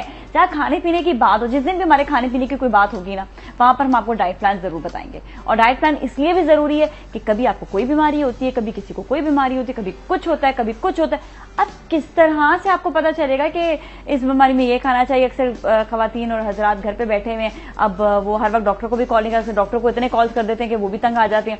तो अभी आप हौली हौली, कोई बात नहीं, आप अभी हम आपको कुछ ना कुछ ऐसे बताएंगे जो आम ऐसी चीजें जो आपके घर पर मौजूद हैं, आप उनको कैसे खा सकते हैं, क्या क्या खा सकते हैं, और कौन कौन सी ग़िज़ा आप ले सकते हैं जिससे आप हेल्दी रहें। सो हेल्दी डाइट के लिए हमारे साथ मौजूद है बताने वाली doctor Ayesha, who is a dietitian. अस्सलाम वालेकुम, कैसे हैं? बिल्कुल ठीक ठाक, बिल्कुल खैरियत, सही ठीक ठाक, अच्छा ठीक ठाक। तो सीन अब यहाँ पर यह आता है कि ऐसी बीमारियां जो एवरी डे हर एक के घर पर मौजूद है इस वक्त हो चुकी हैं, और वो बीमारियां सबसे ज्यादा जो है वो हैं गैस्ट्रो, अल्सर्स, पेट में तेजाबियत बहुत, और उसकी वजह से लोगों को पता नहीं चलता कि और बीमारियां पैदा हो जाती हैं, जिसमें कॉन्स्टिपेशन, जिसमें गले की खराबी, जिसमें आपका जो है एसोफेगस में अक्सर जलन रहना। तो इन सब चीजों के लिए, इनको बचाने के लिए, देखिए इसका ताल्लुक ही सारा का सारा जो है वो डाइट से। तो क्या क्या खाना चाहिए? अच्छा, इसमें जो सबसे बड़ी गलती होती है, सबसे ठीक है, बड़ी जिसके बाद सबसे बड़ी गलती, मैं तो उसको सबसे बड़ी गलती की, हम हर दफा खाने पीने पे बात कर रहे होते हैं ना कि फलाना इतना खा रहा है, फलाना ये कर रहा है। इसमें जो सबसे बड़ी गलती है वो मील्स को स्किप करने की गलती है। मील्स को स्किप करने का मतलब ये कि अपनी तरफ से वो बहुत बड़ा तीर मार रही होती हैं कि मैंने तो मील छोड़ दिया, यानी कि सुबह का नाश्ता भी छोड़ दिया, दोपहर का भी छोड़ दिया, फलाने का भी छोड़ दिया। अब क्या हुआ, शदीद भूख लगी, शदीद फूड क्रेविंग्स हुई, अचानक से जलन पैदा हो गई, और फिर दौड़ भाग मची हुई और खूब सारा खाना जो है अंदर डाल दिया। अच्छा, ये वो प्रॉब्लम। अच्छा, इसमें याद है कि भूखा रहने से वो कौन सी ऐसी चीज होती है जिससे तेजाबियत पैदा करती है? भूखा रहने से सबसे बड़ी जो चीज होती है वो ये होती है कि आप बिल्कुल खाली खुली हो चुके होते हैं, जो आपका तेजाब होता है वो फिर ऊपर की तरफ आता है, जिसकी वजह से छोड़ा होता है। इसको हम एसिडिटी बोलते हैं, इसको हम हार्ट बर्न बोलते हैं, इसको हम सीने की जलन बोलते हैं। ये ज्यादातर भूखा रहने से? हाँ, भूखा रहने से भी, और अगर भूख नहीं भी है तो भूख मिटाना, मगर गलत चीजों से मिटाना, ये दो इसके बहुत बड़े फैक्टर्स हैं। उसमें क्या है कि आप वैसे ही आपको तेजाबियत की शिकार हैं, ठीक है, और उसके बाद आप मिर्च, मसाले का इस्तेमाल, चटनियों का इस्तेमाल, ठीक है, इन वाली चीजों का आपका इस्तेमाल बहुत ज्यादा है। तो जब हार्ट बर्न और एसिडिटी पे बात हो रही होती है तो वो वाले जो लोग जो कि वजन की ज्यादती का शिकार है, इंपॉर्टेंट चीज ये कि अपना वो वजन कम करें। मैं स्टेप बाय स्टेप बता रही हूँ। दूसरी चीज ये कि वो चाय और कॉफी का अगर बहुत इस्तेमाल करती हैं या करते हैं, उसको कम कर दें। कैफीन आपकी तेजाबियत को बढ़ाती है, ठीक है, चाहे वो कोल्ड ड्रिंक्स के जरिए आप ले रहे हैं, आप उसको स्विच करके आप ग्रीन टी पे चली जाएं। तीसरी चीज ये है कि वो वाली लेडीज जो हैं बहुत ज्यादा टाइट कपड़ों का इस्तेमाल ना करें, लूज क्लोथ्स पहने। आजकल तो जो फैशन भी चल रहा है उस हिसाब से वो अपनी ड्रेसिंग करें, खुले आरामदेह कपड़े पहने, लॉन के बेशक पहनने, गर्मियां चल रही हैं अगर, लेकिन दे शुड बी लूज, ठीक है। उनके शूज भी लूज हों, इयररिंग्स, रिंग्स, ये सब लूज हों। चौथी जो इम्पोर्टेंट चीज है वो ये है कि जिस वक्त वो अपने बेड पे लेटती हैं वो वाली खवातीन, तो जिस तरफ उनका सर आता है, यानी तकिए जिस तरफ रखे हुए, वहां पे मैट्रेस के नीचे वो बुक्स, न्यूज़पेपर्स, ठीक है, ये वाली तमाम तर चीजों की 2-3 लेयर्स, जिधर हमारा सर होगा, मतलब ये अगर बेड है, अगर ये हमारा सर है, ये पाँव है, तो ये जगह ऊपर रखनी है। अच्छा, ये यूं आए आपकी पोजीशन, जैसे आप तकिया ना रखें, तकिए रखें, लेकिन तकिया ऊंचा हो जाए। देखिए जब हम अस्पताल में जाते हैं तो वो लिवर को वो करके ये ऊपर हो जाता है ना, और आप यूं इस स्लांटिंग पोजीशन में आ जाते हैं, तो आपका सर ऊपर हो और बाकी जो धड़ है वो नीचे आना चाहिए। ये चीज क्या होगी कि ये आपको कंफर्ट देगी। रात के वक्त जो आपका तेजाब है वो ऊपर नहीं जा पाएगा, वो नीचे की तरफ आएगा, ठीक है। तो this is an excellent tip for those people जिनको ये तकलीफ होती है। प्लस आपने जैसे सुबह का नाश्ता है वो आप थोड़ा करें, जो भी करें जरूर करें। हमारे यहाँ बहुत सारी लेडीज वही वर्किंग अगर होती हैं, चाय का कप ले लिया, coffee, and they go to work, banks, whatever, they shouldn't do this. सुबह प्रॉपर नाश्ता करके उसमें चाहे वो थोड़ा सा सीरियल ले लें, थोड़ा सा कुछ खा लें, लेकिन वो जाएं, ठीक है। उसके बाद मिड ब्रेक में भी वो कुछ लें, लंच में भी वो कुछ लें, शाम में भी लें। हमारे यहाँ ये होता है कि पूरे दिन के मील स्किप करके और रात को जो है ना वो डट के खाना। अब मेरे साथ तो ये रमजान में बहुत हो रहा था, जैसे अफ्तार की, रोजा खोला और उसके बाद बहुत तकलीफ बढ़ती थी। मतलब आपने इतना सारा खा लिया होता था पूरे दिन के बाद, आपको जलन भी स्टार्ट हो जाती थी, और फिर वो जो हमारी डाइट होती है वो पकौड़े और समोसे और रोल्स, उसके बगैर लगता ही नहीं है कि टेबल पे कुछ मौजूद है, ठीक है। तो एसिडिटी रमजान में कितनी ज्यादा बढ़ जाती है, यही वो उसका रीजन है, ठीक है। और उसमें यह है कि ये वाली जो हमारी खवातीन है ये योगर्ट का इस्तेमाल जरूर करें। अच्छा, ये वाली सारी खवातीन, ठीक है, योगर्ट का इस्तेमाल जरूर करें, तो इससे तेजाबियत में बहुत फर्क रहता है, बहुत कमी वाक़ई। अच्छा, कहते हैं योगर्ट जो है वो खाली नहीं खाएं, बल्कि उसके अंदर थोड़ा सा दूध डाल के उसको और पतला करके फिर खा लें, वो फिर लस्सी बन जाती है आपकी। अच्छा। तो आपकी ये मर्जी है, इट्स नॉट नेसेसरी कि आप उसको जिस फॉर्म में, बच्चों को कई दफा हम चाह रहे होते हैं कि उनको एनर्जी भी मिले, वो योगर्ट की तरफ नहीं आ रहे होते, तो हम उनको चीनी मिला के दे देते हैं, वो करें। मगर एसिडिटी वाले लोग जो हैं वो रात के वक्त बहुत ज्यादा खाना इकट्ठा ना खाएं। उसके बाद एक और इम्पोर्टेंट टिप ये होती है इन लोगों के लिए कि उसके बाद उन्होंने थोड़ी 10-15 मिनट की वॉक जरूर करनी है। ऑलराइट, फौरन जा करके उन्होंने बेड पे लेट नहीं जाना, फिर उससे उनकी तकलीफ बढ़ेगी। थोड़ा सा खाना वो अपना हजम होने दें, नमाज पूरी प्रॉपर अदा कर लें, घर में बैल्कनी में, जरूरी नहीं है वो बाहर जाएं, वॉक करें, और उसके बाद वो आराम करें। तो एसिडिटी में बहुत फर्क रहता है। सुबह के वक्त नाश्ते में योगर्ट लेने से बहुत फर्क रहता है, पूरा दिन आपको प्यास और वो वाली चीजें जो जलन की तकलीफ होती है वो कम हो जाती है। बाकी तेल का कम से कम इस्तेमाल हो, ठीक है, सिर्फ स्प्रे करें तेल का, ठीक है। खानों में मिर्च मसाले बहुत कम करें, तो आपकी एसिडिटी बहुत हो जाती है। डाइट से हम पहले कंट्रोल में, क्योंकि मैं डॉक्टर और डाइटिशियन दोनों हूं, तो पहले मैं डाइट से चीजों को कंट्रोल करती हूँ। अगर अभी भी थोड़ी बहुत तकलीफ में कमी वाक़ई हो गई थी मगर थोड़ी बहुत रह गई है, फिर मैं सिरप देती हूँ, फिर मैं मेडिसिन देती हूँ। कहीं भी आपने टैबलेट राइजेक ले लिया या हेलिजोल ले लिया, साथ में आप सिरप म्यूकेन ले लें। पहली चीज है कि डाइट कंट्रोल हो। सिर्फ मेडिकेशन पे आप हैं और डाइट में आपके वही कोरमा और बिरयानी और मिर्च मसाले, आपको एसिडिटी की इतनी तकलीफ है कि आप मतलब बिल्कुल आप जिंदगी आपसे नहीं गुजारी जाती। एक पार्टी आपने अटेंड कर ली और ऐसा महसूस होता है आपके अंदर आग लग गई है। एग्जैक्टली, तो वो तो फिर आपको अपना कंट्रोल तो करना है ना, चीजों को फिर सैक्रिफाइस करना पड़ेगा। और यही एक वजह होती है जहां पर आप अपने आप को थोड़ा सा कंट्रोलिंग डाइट के साथ साथ आप ये देखें कि आपने जो है जहां पर एसिडिटी की बात आती है, ये उस वक्त एसिडिटी होती है, फिर बाद में अल्सर्स और गैस्ट्रोज और बहुत सारी और बीमारियां पैदा कर देते हैं, जिससे पहला स्टेप एसिडिटी है ना, वो ट्रीट नहीं हो गई तो फिर बढ़ता चला जाएगा। और बढ़ने के साथ साथ अच्छा, कॉन्स्टिपेशन एक बहुत बड़ी बीमारी होती है जो स्पेसिफिकली आपको एसिडिटी भी पैदा करती है। अच्छा, आप ये बताएं कि कॉन्स्टिपेशन की ऐसी कौन सी चीजें जो खानी चाहिए जिससे इंसान बेहतर तरीके से रिलीज हो सके। अच्छा, अब जैसे एसिडिटी की जितनी इंपॉर्टेंट टिप्स थी मैंने आपको बता दी, ठीक है। अब हम कॉन्स्टिपेशन के बारे में जो इंपॉर्टेंट टिप्स है वो आपको बता देते हैं। उसमें जो सबसे इंपॉर्टेंट चीज है जिसको ही हम निगलेक्ट करते हैं और कब्ज की शिकायत रहती है और 2-2, 3-3 दिन हम वॉशरूम नहीं जा रहे होते, तो उसमें ये कि फाइबर के इस्तेमाल में कमी।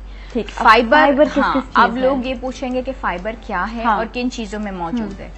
फाइबर गोश्त में कतन मौजूद नहीं है, फाइबर अंडे में कतन मौजूद नहीं है। उन लोग जिनकी डाइट के अंदर अंडा बहुत ज्यादा इस्तेमाल होता है, जिनकी डाइट्स के अंदर वो गोश्त के इस्तेमाल में बहुत ज्यादा रहते हैं। अब बाहर के ममालिक में जो लोग हैं वहां पे इतना कॉन्सेप्ट नहीं होता घर में खाने पका के खाने का।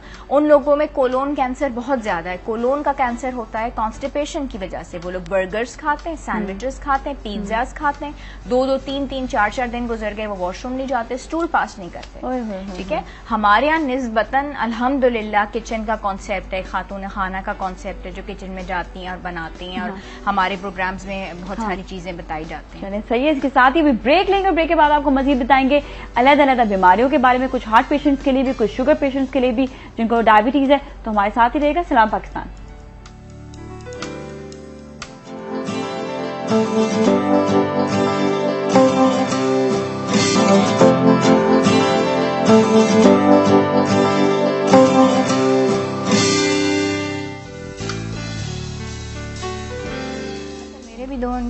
खुशामदीद सलाम पाकिस्तान में। नाजरीन, अभी हम आपको बता रहे थे कुछ ऐसी स्पेसिफिक चीजें जो आप डाइट के हवाले से ले सकते हैं, और स्पेसिफिक बीमारियां भी, और उन बीमारियों में क्या क्या खाना चाहिए। डॉक्टर हमारे साथ मौजूद, डॉक्टर आयशा, और अभी आपको ये बताएंगी कुछ। अभी हमें इसी बात को कंप्लीट कर लेते हैं, कॉन्स्टिपेशन की, फिर कुछ जो है डायबिटीज के लिए बारे में डायबिटीज का जो भी आप पूछना चाहें। कॉन्स्टिपेशन पे जैसे हम बात कर रहे थे, तो उसमें यह है कि अगर रात को सोते वक्त नीम गर्म दूध और उसमें चुटकी भर हल्दी डाल के यूज करते हैं, एक तो ये बहुत अच्छी चीज है। दूसरा मैंने बताया कि वो वाले लोग जो जंक फूड बहुत लेते हैं, वो बच्चे जो जंक फूड बहुत लेते हैं, ठीक है, देखो कॉन्स्टिपेशन होगी तो आप स्टूल पास नहीं करें तो ही वजन बढ़ेगा ना। अगर आपके बावल हैबिट्स बिल्कुल रेगुलर हैं, आप रेगुलरली स्टूल पास करेंगे, तो फिर कॉन्स्टिपेशन का तो सवाल ही पैदा नहीं होता। ये चीज जो है समझनी, ये कॉन्सेप्ट क्लियर करना बहुत जरूरी है कि वो वाली अशिया इस्तेमाल की जाए खाने में। डाइट प्लान अपना ऐसा बनवाया जाए डॉक्टर से जिससे कि स्टूल पास होता रहे। ठीक है, सही है। उसमें यह है कि फल आ गए, उसमें सब्जियां आ गई, उसमें पालक का इस्तेमाल आ गया। ठीक है, उसके अंदर अमरूद बेहतरीन रहता है कॉन्स्टिपेशन दूर करने के लिए, पालक बेहतरीन रहती है। उसके बाद मैं विटामिन सी अपने पेशेंट्स को 500 मिलीग्राम जो है वो सुबह के वक्त जरूर देती हूँ। उसके बहुत अच्छे रिजल्ट हैं, स्किन भी ग्लो करती है, कॉन्स्टिपेशन भी दूर होती है। पानी का इस्तेमाल सबसे बड़ी इंपॉर्टेंट है। हमारे यहाँ क्या होता है कि चाय पे चाय, साथ ही बर्गर, साथ ही पिज्जा, इसलिए होती है कॉन्स्टिपेशन। बहुत सारी लड़कियां मेरे पास क्लिनिक में आ रही होती हैं, टीन एज ग्रुप की होती हैं, ठीक है, और उनको ये होता है कि कॉन्स्टिपेशन भी रहती है और चेहरे पे वो बहुत ज्यादा दानों का बता रही होती है। वो कॉन्स्टिपेशन से ही मैंने सुना है कि एग्जैक्टली वो आती हमारे पास इसलिए कि जी मेरे चेहरे पे बहुत दाने हैं, मुझे अपनी एक्ने का इलाज कराना है, डॉक्टर साहब प्लीज मेडिसिन बता दें, दवाइयां बता दें।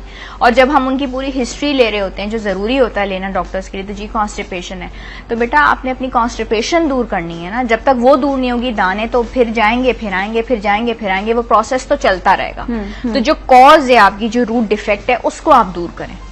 ठीक है, तो कॉन्स्टिपेशन को दूर करना एक्ने के लिए, पिंपल्स के लिए, दानों के लिए, वजन की ज्यादती के लिए, इन सब चीजों के लिए भी बहुत जरूरी है। आप खुद बहुत लाइट फील करते हैं। अब रमजान के महीने में क्या होता था, मतलब मैं इसलिए रमजान का जिक्र बार बार करती हूँ कि ये अभी हमने कुछ टाइम पहले गुजारा है, ये सारा महीना, तो वो वाले एक्सपीरियंसेस जाहिर है वो हमारा, आई डोंट थिंक सो हमें ये एक्सपीरियंसेस सारा साल भूलने चाहिए, भूलने नहीं चाहिए, बिल्कुल नहीं भूलने चाहिए। क्योंकि हम वही कहते हैं ना कि चेंजेस हमारी जिंदगी में आते हैं, उसके बाद तो ये चेंजेस को थोड़ा सा तो वही ना। अब जैसे पहला सवाल आपका एसिडिटी का था, दूसरा वाला कॉन्स्टिपेशन का है, तो मैं रमजान का हवाला यूं देती हूँ कि ये जो थोड़ी थोड़ी तकालीफ हमें हुई हैं, उस पे हम ये गौर करें कि वो हमें हुई क्यों, हमारे डाइट की वजह से। डाइट की वजह से जो हमारा अफ्तारी का सिलसिला है, हमने उसको हल्का फुल्का रखा ही नहीं कि हम उसमें लस्सी ले लेते, खजूर से रोजा खोल लिया, फ्रूट चाट ले लिया। हमारा तो डायरेक्ट अटैक फ्राइड आइटम्स पे होता है। बच्चे भी फ्राइड चीजों को पसंद करते हैं, चिकन फ्राइड हो, पकौड़े फ्राइड हो, वही चीज है जो फैमिली टू फैमिली चलता आ रहा है। लोग उस कॉन्सेप्ट से पीछे नहीं हटते हैं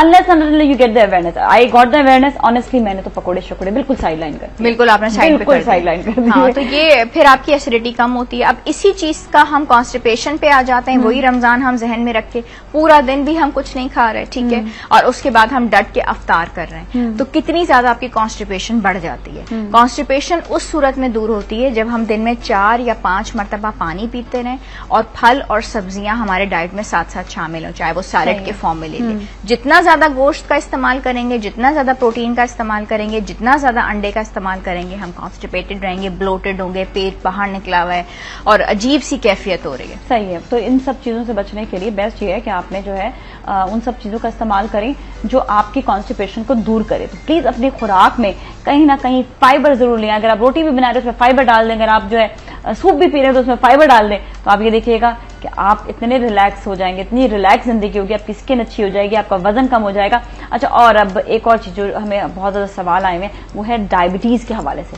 सुना डायबिटीज, उस पे हर इंसान का नेचुरली दिल करता है कि मीठा खाए, और जब उसे मना कर दिया जाता है किसी चीज के लिए तो वो ज्यादा खा रहा होता है। तो इस पे कौन सी डाइट लेनी चाहिए और कौन सी ऐसी डाइट ले जिससे थोड़ा सा टेस्ट भी अच्छा हो नेचुरल, क्योंकि एक चीज को आप मना करें तो वो चिड़चिड़ा भी होने लग जाता है इंसान। हाँ। अच्छा, हमारे यहाँ तो अनफॉर्चुनेटली जो प्रॉब्लम बेसिकली हो रही है वो ये हो रही है कि लोग डायबिटीज के इलाज के लिए डॉक्टर्स के पास जाते हैं, उनसे वो अपनी मेडिकेशन, इनिशियली ये होता है कि डाइट के जरिए कंट्रोल करवाई जाती है डायबिटीज, उसके बाद ये होता है कि मेडिसिन लेते हैं और उसके बाद ये होता है कि वो इंजेक्शन पे इंसुलिन के चले जाते हैं। ठीक है।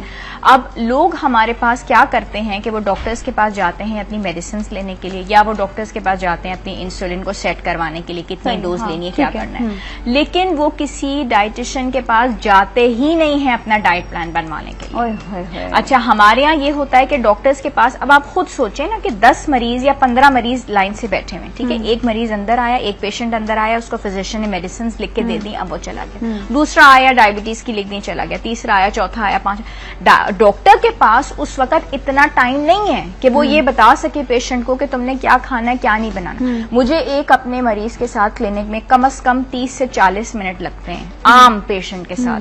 आपने ये वाला आटा लेके आना है, ये करना है, ये करना है, ये सब्जियां खानी, ये करना है। उस डॉक्टर ने मेडिसिन देनी है, वो क्या करते हैं डॉक्टर, भाई आज से तुम्हारा चीनी भी नहीं, सब कुछ बंद है, खाने वाने में परहेज करो, चलो फिर अपना वजन कम करो, ये दवाइयां खा लो, चले जाओ, दैट्स इट। वो पेशेंट को गाइड ही नहीं करते कि आपको डाइटिशियन के पास जाना है, अपना डाइट प्लान बनवाना है, बस ये मेडिसिन आप ले लें और आपका काम खत्म हो गया। लोगों में अवेयरनेस ही नहीं आती। ठीक है, या वो ये समझ रहे होते हैं कि भाई हमने अब डॉक्टर को फीस दी है, अब हम दोबारा जाएं, अब डाइटिशियन को फीस दें, डाइट प्लान बनवाएं, बस ठीक है, दवाइयों पे बस ये हो रहा है तो चलो जो खा रहे हैं। हाँ, बस ऐसी चीजें खा लें जिसमें शुगर ना हो, बस चीनी भी नहीं, बिल्कुल इस चीज को जो है ना इग्नोर कर देते हैं। बेसिक डाइट बेसिक डाइट बताएं कि वही मैं बताती हूँ अब आपको कि ये इतना बड़ा मिथ है कि इन डायबिटिक पेशेंट्स को जिनकी ब्लड शुगर लेवल्स बढ़े हुए हैं, फास्टिंग और रैंडम FBS और RBS, ये दो टेस्ट हम करवाते हैं ना, मतलब निहारमो शुगर टेस्ट होता है और रैंडम होता है, और उसमें पता चल जाता है कि आपको डायबिटीज है, ये डायग्नोसिस होता है। तो ये हम उन बेचारों को गाइड ही नहीं कर रहे हैं, उनका सब कुछ बंद। इतना बड़ा मिथ है कि ये लोग चीनी का इस्तेमाल नहीं कर सकते, ये लोग कैंडी का इस्तेमाल भी कर सकते हैं, ये गुलाब जामुन भी खा सकते हैं, ये आइसक्रीम भी खा सकते हैं, लेकिन अपना एक डाइट प्लान बनवा के, हम जिस तरीके से उनको डाइट प्लान बना के देते हैं, उनके शुगर लेवल्स को सामने रखते हुए, किसी का कुछ है, किसी की 200 लेवल है, किसी का 300, हर एक का डिफरेंट है, लेकिन आपके पूरे दिन की डाइट क्या है। मैं जैसे उनका आटा चेंज करवाती हूँ, ठीक है, उनके खाने पीने का, आपने इस वक्त ये खाना है, इस वक्त ये खाना है, ये खा लिया, वो खा लिया, तो एंड में वो भी बेचारे इंसान है, तो गुंजाइश जरूर दे देती हूँ कि आप इस वक्त ये ले लें। हाँ, ठीक है, आपको अगर हाइपोग्लाइसीमिया हो रहा है, अचानक से उनको शुगर लेवल्स महसूस हो रहा है कि कम है, वो बहुत ज्यादा देर का उन्होंने वक्फा रख लिया था, वो कैंडी भी ले सकते हैं, चॉकलेट भी ले सकते हैं, ऐसा कोई मसला नहीं है कि डायबिटिक पेशेंट्स जो है हमारे, उनकी चीनी बंद करवा दें, नॉट एट ऑल। ये बहुत जुल्म है उनके साथ भी, और ये बहुत जुल्म वो डॉक्टर्स भी कर रहे हैं जो उनको ये गाइड नहीं करते अपने टाइम की कमी की वजह से। और दूसरी बात यह है कि नॉलेज हर एक का डिफरेंट होता है ना। आपको पेट की तकलीफ है, आपको गैस्ट्रोएंटरोलॉजिस्ट के पास जाना है, हड्डियों की तकलीफ है, आपको ऑर्थोपेडिक के पास जाना है। भाई आपका काम यह है कि आप डायबिटीज की मेडिसिन दे रहे हैं, आप डाइट प्लान तो नहीं दे सकते, लेकिन उन मरीजों को गाइड गलत ना करें, उनको ये कहें कि जाके वो अपना डाइट प्लान बना लें। आप उनको गाइड भी नहीं कर रहे और उनको फारिग भी करें, क्योंकि आपको एक वक्त में 15 मरीज देखने हैं। तो पेशेंट को ये बात होती है कि एक डॉक्टर की बहुत बड़ी जिम्मेदारी है कि अगर वो जितने पैसे ले रहा है तो प्लीज अपने पेशेंट्स को पूरा टाइम दें। और अगर पेशेंट्स को टाइम नहीं दे रहे तो पेशेंट्स आप लोग भी उनका जो है ना टाइम पूरा लें। आप पूछें उनसे, आपको पूछना जरूरी है कि अगर डाइट प्लान आपका नहीं है तो आप डाइट प्लान बनवाएं अपना, और अगर नहीं तो उनको ये चाहिए कि आप लोगों के साथ कंसल्ट करवाएं उनको कि कंसल्ट जरूर करवाएं। अच्छा, ये बड़ा एक कॉन्सेप्ट है, के साथ चलें ना, एक टीम बना लें अपनी। मैंने देखिए, my father he was a heart patient and the diabetic patient as well, तो मैंने उनके सारी जिंदगी यही देखा कि डॉक्टर के पास गए भी हैं तो कभी कोई डाइट प्लान कहीं पर नहीं दिया था, हालांकि 2 खतरनाक चीजें उनके साथ थी,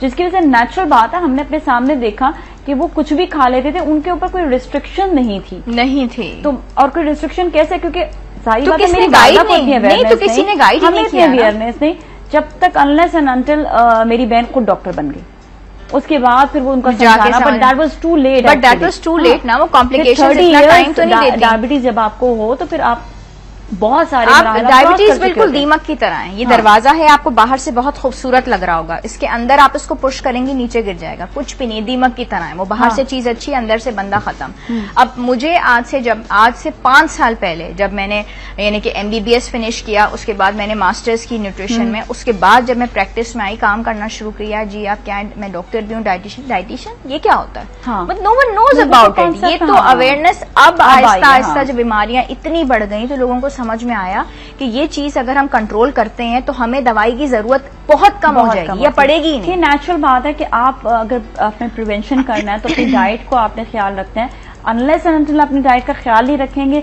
आप कि कोई ना कोई बीमारी जो अटैक करती रहेगी। हम कहते हैं ना कि एक्सरसाइजर ही है, हम तो एक्सरसाइज तो बहुत करते रहे, लेकिन ये नहीं बताया कि एक्सरसाइज के बाद पराठे कितने खाए, ठीक है। अब ये नहीं बताया कि एक्सरसाइज के बाद आपने जो है वो सालन कितने घी वाले तोड़े। अब ऑलिव ऑयल मैंने अपने पेशेंट्स को बताया, जी आपने ऑलिव ऑयल यूज किया, जी हम तो यूज कर रहे हैं, वजन हमारा कमी नहीं हो रहा और बढ़ रहा है। किस तरह कम हो रहा है, किस तरह बढ़ रहा है कि जी मैं ऑलिव ऑयल में पराठे खाती हूँ। तो मतलब आप ऑलिव ऑयल यूज कर रही हैं मगर उसमें आप निहारी भी बना रही हैं, कोरमा बना रही हैं। एक्चुअली ऑलिव ऑयल का एक बड़ा अच्छी खासियत जो है, जो मैं हमेशा लोगों को बताती रहती हूँ, वो ये है कि अगर आपने 2 टेबल स्पून या टी स्पून भी, बल्कि 2 टेबल स्पून आपने ऑयल डाला, 1 किलो चिकन या गोश्त उसमें आराम से बन सकता है। बहुत आराम से, बड़े आराम से बन सकता है, क्योंकि वो जो है ना घुलता नहीं है, वो रहता है बाहर की तरफ ही, और ये कि उसमें वो पकता रहता है, खाना पकता रहता है। So that is the best for you. तो कोशिश ये करें कि आप जो भी कुछ बनाए वो आप इसी वाले ऑयल में बनाएं। और डायबिटीज वाले लोग जो हैं सुबह के वक्त निहार मुंह अगर 4 टेबल स्पून में 1/4 टीस्पून दालचीनी का पाउडर, जिसको हम सिनेमन बोलते हैं, वो यूज करें तो बेहतरीन रिजल्ट्स आते हैं। उनके शुगर लेवल्स पे अमेजिंग रिजल्ट्स हैं। बाद में वो टेस्ट कराएंगे तो शुगर लेवल्स बहुत बेहतर हो जाते हैं। इसको रेगुलरली यूज करें। अच्छा, वो वाले लोग जो कि डायबिटीज से बचना चाहते हैं, जैसे कि ये कि मेरे घर में मेरी वालदा को डायबिटीज है, ठीक है, किसी के घर में वालदा को है, किसी के घर में वालिद को है, तो वो अपने पेट पे नजर रखें। ठीक है, मैं आज मेजरिंग टेप नहीं लेके आई, नेक्स्ट प्रोग्राम में लेके आऊंगी। आपने मेजरिंग टेप रखी यहाँ पे और आपने यहाँ पे लाके उसकी रीडिंग देखी। खवातीन में अगर 35 इंचेस से ज्यादा उनका पेट है, ठीक है, और मर्द हजरात में अगर 40 इंचेस से ज्यादा उनका पेट जा रहा है, डायबिटीज उनके बिल्कुल करीब आ जाती है। ये एक चीज है जो घर बैठे हर कोई कर सकता है। मतलब आपने मेजरिंग टेप ले ली और पेट मेजर कर लिया, आप लेडी हैं लेकिन आपका पेट 40 जा रहा है, मैंने तो 35 बताया। आप मर्द हैं और आपका जो पेट है वो 45 जा रहा है, मैंने 40 बताया है, तो आपके करीब आ जाती है डायबिटीज, यानी कि आप डायबिटीज का फौरी तौर पर शिकार हो सकते हैं। ठीक है, ये चीज एक ऐसी चीज है जो आप घर बैठे मेजरिंग टेप लेके चेक कर सकते हैं, तो अपने वजन को फिर कंट्रोल करें। इससे फायदा क्या होगा कि ये जो इससे फायदा ये होता है कि ये इंसुलिन रेजिस्टेंस शो करता है। ठीक है, डायबिटीज भी बेसिकली इंसुलिन का ही चक्कर होता है ना, ये एक हार्मोन है जो रिलीज होता है, तो ये तो एक इंडिकेटिंग फैक्टर है। आगे चल के जो सिम्टम्स हैं फिर वो गहरे उसमें तब्दील हो जाते हैं। कि आपको इंच टेप से नाप लिया और उसके बाद वो कितना ज्यादा है कितना कम है। हाँ, अगर 35 इंचेस से ज्यादा है लेडीज का और 40 इंचेस से ज्यादा है मर्द हजरात का, तो ये खतरनाक बात है। यानी कि आप अपने इंचेस को कंट्रोल करें, आप अपने डाइट पे फौरी तौर पे कंट्रोल करें, इससे पहले कि जी नौबत यहाँ तक आए कि आपके पेट के ऊपर जो है वो ज्यादा पेट के ऊपर इससे पहले कि आपके शुगर लेवल्स बढ़ते चले जाएं। और यहाँ पर जितने भी लोग हैं देख रहे हैं, देखिए डायबिटीज बहुत सारे लोगों को होती है और ये आम, अगेन वही चीज है कि आम जो है ये बीमारी ही कहेंगे इसको कि हर घर पे मतलब इट्स सो कॉमन। अगर 10 लोग बैठे हुए तो 3 या 4 को आराम से होती है। और देखिए इसकी एक और वजह ये भी होती है, जहां पर आपके खाना एक वजह है डायबिटीज होने की, वहां पर स्ट्रेस भी एक वजह है। स्ट्रेस, वो स्ट्रेस जिस तरह इंसान कोई काम कर रहा होता है और कहता है उफ तो अब तो बस काम कर लिया मैंने, अपने आप को रिलैक्स नहीं करते। जिंदगी में रिलैक्स करें, एक्सरसाइज करें, और जिस तरह डॉक्टर आयशा आपको बहुत सारी बातें बताती रहती है, प्लीज उनको जरा फॉलो करें। Thank you so much doctor Ayesha, बहुत शुक्रिया। और इसके साथ ही चलते हैं अगले सेगमेंट की जानिब। कहीं ना जाएगा हमारे साथ ही सलाम पाकिस्तान।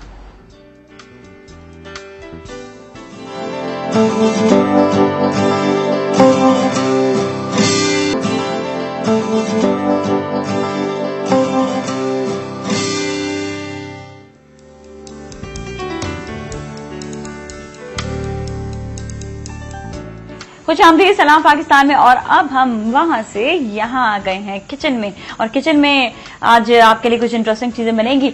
और मेरे साथ हैं फरजाना, और फरजाना हमारी बहुत अच्छी दोस्त बन गई है, दी बेस्ट फ्रेंड बन चुकी है। फरजाना कैसी हैं आप? बिल्कुल ठीक ठाक, आप कैसी हैं? अच्छा फरजाना, एक चीज तो बताएं जी। आप माशाल्लाह हमारे साथ किचन काफी कर लिया है। अगर आपको किसी चैनल पे या हमारे चैनल पे कभी मौका मिलेगा किचन का, तो आप हमें भूल तो नहीं जाएंगे? नहीं, ये मौका हम आपके साथ गुजारेंगे। क्योंकि लग रहा है कि माशाल्लाह से इनकी तो कुकिंग है ना, बहुत लोग पसंद कर रहे हैं और बहुत ज्यादा अप्रिशिएट कर रहे हैं, और जिसकी वजह से मैंने कहा बस सब तो ये जो कोई अपना खुद का ही किचन का शो करने वाली है। अगर नाजिया के साथ हो जाए तो फिर तो क्या बात, फिर तो क्या बात है। चलिए जी बताया, आज क्या बना रही है नाजिया? आज मैं लेके आई हूँ आपके लिए एक यूनिक सी डिश है, chicken noodles cake. Chicken noodles cake? ये मतलब ये क्या है? ये देख रहे हैं, बच्चे तो नूडल्स खाते हैं, हाँ। और बड़े थोड़ा सा अवॉइड करते हैं कि जी कौन खाए नूडल्स, छोड़े। हाँ। तो उनको नया तरीका खिलाने का। चले ठीक है, फिर ऐसा करते हैं, शुरू करते हैं, और साथ में गप्पे भी मारते हैं। ठीक है चले। ये एक पैन है, इसको हम थोड़ा सा ग्रीस करें। इसमें हमने डालना है इसमें हमने डालना है 1 चम्मच मक्खन। आपको पता है मक्खन का फ्लेवर कितना अच्छा होता है। सही है। और इसमें आपने डाला घी भी डाल रहे हैं, मक्खन और घी दोनों डालेंगे। ठीक है जी, सही है। अच्छा, मक्खन और घी दोनों इसमें डाला है हमने। और अब इसके साथ ये है कि मक्खन के साथ घी डालना, आपको ये भी बता दूं इसलिए जरूरी होता है क्योंकि उसमें बेसिकली जो घी है उसका एक तो फ्लेवर अच्छा हो जाता है, और दूसरा मक्खन अगर खाली डालेंगे तो जल जाएगा, काला हो जाएगा, काला हो जाएगा। आपकी चीज जो है ना, हाँ, ये आप ये वाला स्पून यूज करें क्योंकि वो जो है ना, ताकि ये हो गया। अच्छा, ये स्पून। अब हम इसकी आंच कर देंगे स्लो। अच्छा, ये बस ऐसे ये मेल्ट हो गया। हाँ, देखिए दैट्स इट, दोनों चीजें मिक्स हो जाए। हाँ। अब हम इसमें डालेंगे नूडल्स डालेंगे। नूडल्स डालेंगे। और अच्छा। नूडल्स में डालने से पहले हम डालेंगे इसके अंदर अंडे। अच्छा, नूडल्स के अंदर डालेंगे अंडे। ठीक है, ये आप मुझे दे दें। हाँ। और ये जो मसाला मिलता है नूडल्स, वो भी साथ ही डालेंगे? वो भी साथ डालेंगे। अच्छा, अंडे कितने लिए हमने? अंडे तकरीबन अगर आपके पास 4 पैकेट नूडल्स हैं तो 5 से 6 अंडे जाएंगे। 5 से 6 अंडे जाएंगे। ये 4 पैकेट नूडल्स हैं, तो उसमें ये 2 अंडे मैं डाल चुकी हूँ। अच्छा, अगर 6 होंगे तो फिर 3 अंडे, मतलब हर 2 अंडे के साथ एक अंडे के साथ दो पैकेट नूडल्स। जी हाँ, बिल्कुल सही है। ऑलराइट, क्योंकि इससे बाइंडिंग अच्छी होगी। अच्छा, जितने ज्यादा नूडल के वो जो पैकिंग हो जाएगी ना, पैकिंग वो मजे की हो जाएगी। ठीक है, ओके। इसको हटा ही दें। ठीक है, सही है, ताकि जले ना। हाँ, ये तकरीबन हमने 3 डाल दिए अंडे। अच्छा, ये 3 डल गया और एक और अभी डालेंगे। जितना ज्यादा उन्होंने कहा है कि अंडे होंगे उतनी ज्यादा अच्छी जो है पैकिंग होगी इसकी। वैसे रेसिपीज कहाँ से लाती हैं आप, ये इतनी सारी अच्छी हैं? बस जी आपके लिए मेहनत करते हैं। सही बात है, वाकई मतलब ये इतनी अलग अलग रेसिपीज इनकी होती और ये रमजान में बहुत अच्छी लगी बच्चों को। अच्छा, बच्चों ने खूब खाई थी? जी हाँ, बच्चों ने और बड़ों ने भी खाई। हम ये कहते हैं रमजान को भूलना नहीं चाहिए, चाहे जितनी भी देर हो जाए। ठीक है, अब काफी टाइम हो चुका है रमजान का, लेकिन स्टिल हमें अपनी रिकॉलिंग जो है वो रखनी चाहिए, क्योंकि रमजान में आई थी इसलिए हमें वो भी रिकॉलिंग हो गई हमारी रमजान वाली भी। अच्छा, इसमें आपने मसाला नूडल्स का डाल दिया, लेकिन आपने मसाला जो है उसमें नहीं डाला था, उसमें बॉईल करते वक्त नहीं डाला मैंने, आपने बाद में डाला। मैंने इसलिए डाला ताकि सबको पता चले कि ये वही पैकेट वाली नूडल्स हैं जो हर घर में बच्चे खाते हैं, तकरीबन बच्चे जो खा रहे होते हैं। ठीक है। अच्छा, आपने अभी इसमें एक और अंडा डालनी है। ठीक है, ये देखें जरा टेक्निकल जरा चीजें देखें, इतनी सारी हो रही हैं। और ये देखें टेक्निकल चीज, एक अंडे में 2 जर्दियां। हाय अल्लाह, this is so cute, this is all no. ये बहुत कम होता है। एक अंडे में 2 जर्दियां निकली हैं। ओ माय गॉड, ट्विंस थे ये। जी हाँ। अच्छा, ये देखें, ये तो मजे हो गए फिर जिसके पास ये 2 जर्दियां आ जाएंगी तो, है ना? 2 जर्दियां पसंद करते हैं ना बच्चे, बहुत पसंद करते हैं। जिस तरह लाल अमरूद अगर निकला है तो क्या बात होती है, ब्लेसिंग हो जाता है। अच्छा, लाल अमरूद की भी एक ना वो स्मेल होती है कि एक जो आम अमरूद होता है लाल होता है ना, उसकी स्मेल बिल्कुल अलग होती है। हाँ, हालांकि बाहर से शक्ल एक ही होती है उसकी। हाँ, लेकिन वो उसकी जो ऊपर से हल्का सा छोटे छोटे दाने उसके अक्सर होते हैं लाल रंग के, तो उससे भी पता चल जाता है ये लाल अमरूद है। तो बचपन में तो हमें पता नहीं था, बस जो भी उठा लिया बच्चों को, अब उस वक्त हमें कोई बताने वाला नहीं था कि क्या है क्या नहीं, लेकिन अब मैं आपको बता रही हूँ कि लाल अमरूद की पहचान एक तो अलग किस्म की इसकी स्मेल, और दूसरी उसकी पहचान होती है कि वो थोड़ा सा अलग से ऊपर से ना लाल लाल डॉट डॉट से भी नजर आ रहे होते हैं। चलिए, अब ये हो गया है, अब क्या करेंगे आप? अब ये नूडल्स की इसका बेस लगाएंगे हम, केक का बेस। अच्छा, बेस जो हम स्पंज से बनाया करते थे। अच्छा, लेकिन ये होगा, ये तो नमकीन केक ये नमकीन केक है, जिसका बेस हम बनाएंगे नूडल्स के साथ। ये और तो ये नहीं चाहिए मसाला? नहीं, मेरे ख्याल से काफी है। काफी है, ठीक है। तो आप कैसा पसंद करेंगे, स्पाइसी या सारा मसाला डाल दें? मसालेदार होना चाहिए। हाँ, मसालेदार होना चाहिए बिल्कुल, ये हुई ना बात। थोड़ा सा चटपटा। और इसमें वैसे हम काली मिर्च या नमक भी डाल सकते हैं। वो कीमे में डालेंगे ना। अच्छा, कीमे में डलेगा, ठीक है। इसमें अपने सिर्फ नूडल्स का फ्लेवर, ठीक है। ये कि आपको बाहर अलग टेस्ट आएगा, अंदर आप बाइट लेंगी तो उसका क्रंची सा होगा ये क्या, या थोड़ा सा ज्यादा नहीं जी। अच्छा, अब इसमें आपने ये देखते कि ये जो है इसको, ये हो गया। अच्छा, इसको डालते हैं। बिस्मिल्लाह बिस्मिल्लाह बिस्मिल्लाह। अच्छा जी, ये थोड़ा थोड़ा करके डालेंगे बस, टेस्ट बन जाए इसका। अच्छा, ये आप देखिएगा, इसको थोड़ा थोड़ा नूडल्स को डाला। और नूडल्स वही पैकेट वाले नूडल्स है, कोई आप दूसरे वाले नूडल्स ना समझेगा। हाँ, और ये पैकेट वाले नूडल्स हैं, छोटे इंस्टेंट नूडल्स। हाँ, अच्छा, थोड़ा थोड़ा करके डालेंगे, सब साथ डाल देंगे जैसा सहूलत हो आपको। अच्छा, ये है कि जो जो पकता चला जाएगा फिर जिस तरह से, ठीक है। और इसको ऐसे करके इसको पैक कर देना। This is so interesting. अच्छा, इसके लिए कोई आपको चाहिए कि बड़ी प्लेट वगैरह? हाँ जी, प्लेट है प्लेट, जी जी, ठीक है। यहाँ पर भी ये भी रख दें। एक मिनट, वो तो स्पून की प्लेट है ना जी। अच्छा अच्छा, सही है, वो मैं लाई हूँ प्लेट्स। ओके ओके, मैंने पहले ही सेट करके रख दिया। पहले ही सेट करके रख दिया, ऑलराइट। अच्छा, इसको और भी इसमें डाल देंगे। अच्छा, ये सारा पक जाएगा क्या? जी हाँ, इंशाल्लाह। अच्छा, एक साथ ही। और अब क्या करें? अच्छा नाजिया, ये है कीमा। हाँ हाँ, कीमा इसी के ऊपर ही डाल देंगे। जी हाँ, कीमे में आपने डालना है थोड़ा सा टमाटर, ठीक है, थोड़ा सा लहसुन, और इसको भून लेना है। इसका पानी खुश कर लेना है विदाउट ऑयल। अच्छा, विदाउट ऑयल ये होगा। और ये जो है इसको आपने सिर्फ बॉईल करके हल्का सा इसमें टमाटर और वो डालकर। तो अच्छा, इसमें कोई खासियत है कि इसमें ऑयल नहीं डालना, ज्यादा ऑयली हो जाएगा इस वजह से? ऑयली हो जाएगा ऑलरेडी, क्योंकि फ्राई हो रहा है ना। बच्चे तो खा लेंगे, हम लोग नहीं खाएंगे ना। हाँ, ये क्या बात है, वैसे डाइट का बड़ा ख्याल रखते हैं फरजाना भी है। और ये ऐसी डिश है कि हम सब मिलके खाएंगे। सही बात है। अच्छा, ये जो ना शाम के वक्त अचानक से कोई आ रहा हो और आपको तो पता चल जाए, यकीन करें बहुत जल्दी बन जाएगा, बहुत ही जबरदस्त है। अच्छा, मैं यहाँ पर एक टिप जरूर दूंगी उन खवातीन को जो जब डिशेस बना रही होती हैं तो अपने साथ ये ऐसी रेसिपीज जो है ना क्विक वाली, वो जरूर रखा करें, क्योंकि उससे फायदा ये होता है कि आप, अच्छा, इसके ऊपर काली मिर्चें कुटी हुई डाल देंगे फ्लेवर के लिए ना। अच्छा, उससे फायदा ये होता है कि जब भी आप कोई भी चीज ऐसी बना रहे होते हैं ना, तो आपके फैमिली मेंबर्स को, आपको एक तो परेशानी भी ना हो, और दूसरा ये कि आप फटाफट चीज जो है ना वो आप बना सकते हैं। ये जो है बड़े अच्छी तरीके से आपने काटा, बहुत कम खवातीन ऐसे काट सकती हैं, ज्यादातर खवातीन को आदत होती है ऐसे करके हाथ खराब करने की। हाँ, लेकिन अब आपको मिर्चें लगेंगे हाथ पे, नहीं करेंगे? नहीं लगेंगी? नहीं लगेगी, मैंने थोड़ा सा ऑयल लगा लिया। हाँ, ये हुई ना टिप जी, टिप ऑफ थोड़ा सा ऑयल लगा ले, उसके बाद आप मिर्ची अगर आप काटेंगे, आपको क्रीम लगाने की जरूरत नहीं है, पता है फिर खाने में स्मेल आ जाएगी। हाँ, एग्जैक्टली। हाँ, तो जो ऑयल आप इस्तेमाल कर रहे होते हैं वही आप लगा। अच्छा, किचन की खासियत ये है कि जो किचन में चीजें हैं ना, आप जिस तरह हाथ जल जाता है तो आप फौरन से आप नमक लगा लें, तो जो किचन की चीजें है ना वो किचन के ही टोटकों में काम आते हैं। ये भी अल्लाह की एक ब्लेसिंग है हम सबके लिए। या गुंदा हुआ आटा आप लगा लें। हाँ हाँ, तो वो भी काम आ जाता है। अच्छा, गूंदा हुआ आटा भी? जी हाँ, जो ठंडक देता है, फौरन ठंडक देता है। ओके, तो तकरीबन हर घर में, हर फ्रिज में होता है, आपको पता है। अच्छा, ये पकता रहेगा भी? जी हाँ, ये पकेगा, बेस पकेगा तो मुझे जल्दी पक जाए ना बस जी। अच्छा, वो सवैयां किस लिए रखी हुई है? वो स्वीट बॉल्स बनाएंगे। अच्छा, स्वीट बॉल बनाएंगे। आपको पता है जहाँ मीठा हो, वो नमकीन हो, उसके साथ मीठा भी जरूरी है। अच्छा, अब इसको आपने इसके ऊपर डाल के इसको कवर कर देना है। कवर किस चीज से करेंगे? इसी से। अच्छा, नहीं, मतलब इसको पकेगा किस तरह? ये पकेगा ना, इसको एक तरफ गोल्डन होगा, फिर इसको पलट के फिर दूसरी दफा से हम गोल्डन करेंगे।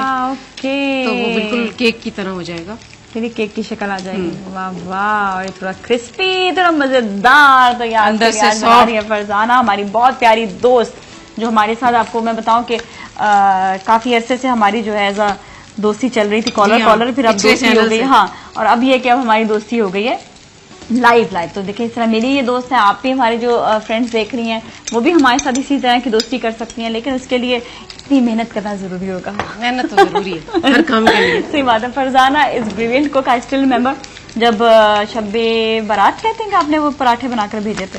जी हाँ, शबे मिराज पे, शबे बारात पे। ओए क्या मजेदार वो पराठे थे, क्या बात थी, मजा आ गया था।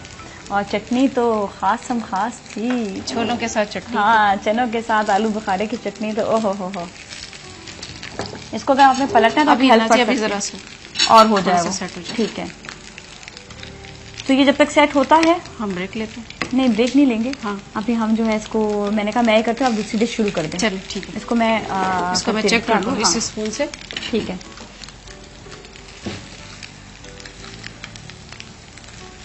अभी पक रहा है ना? अभी पक रहा है। आँच और कम कर देते हैं। आँच और कम कर ऊपर की हमारी सेटिंग हो जाए। ठीक है, चले ऐसा करते हैं। वही हो गया जिसका डर नहीं था, जो हम चाहते थे कि अभी हम लेते हैं ब्रेक, और ब्रेक के बाद फिर मिलेंगे। कहीं ना जाए। सलाम पाकिस्तान।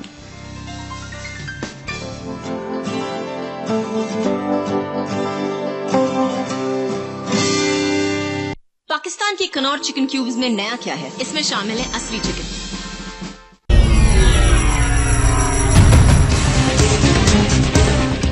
मुश्किलात में घिरे पाकिस्तान को किस तरह की सफारतकारी की जरूरत है? क्या सफारतकारी पाकिस्तान की सलामती को तहफ़्फ़ुज़ दे सकती है? It's blood relation. We are one nation. This is our home. दहशतगर्दी के खिलाफ जंग ने हमें कहां पहुंचा दिया? सफारतकार क्या कहते हैं? I think Pakistan deserves all the support we can give it in its struggle with terrorism. देखिए एम्बेसी रोड में।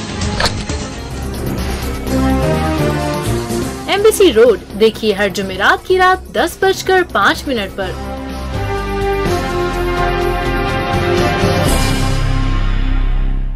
पाकिस्तान की कनौर चिकन क्यूब्स में नया क्या है? इसमें शामिल है असली चिकन।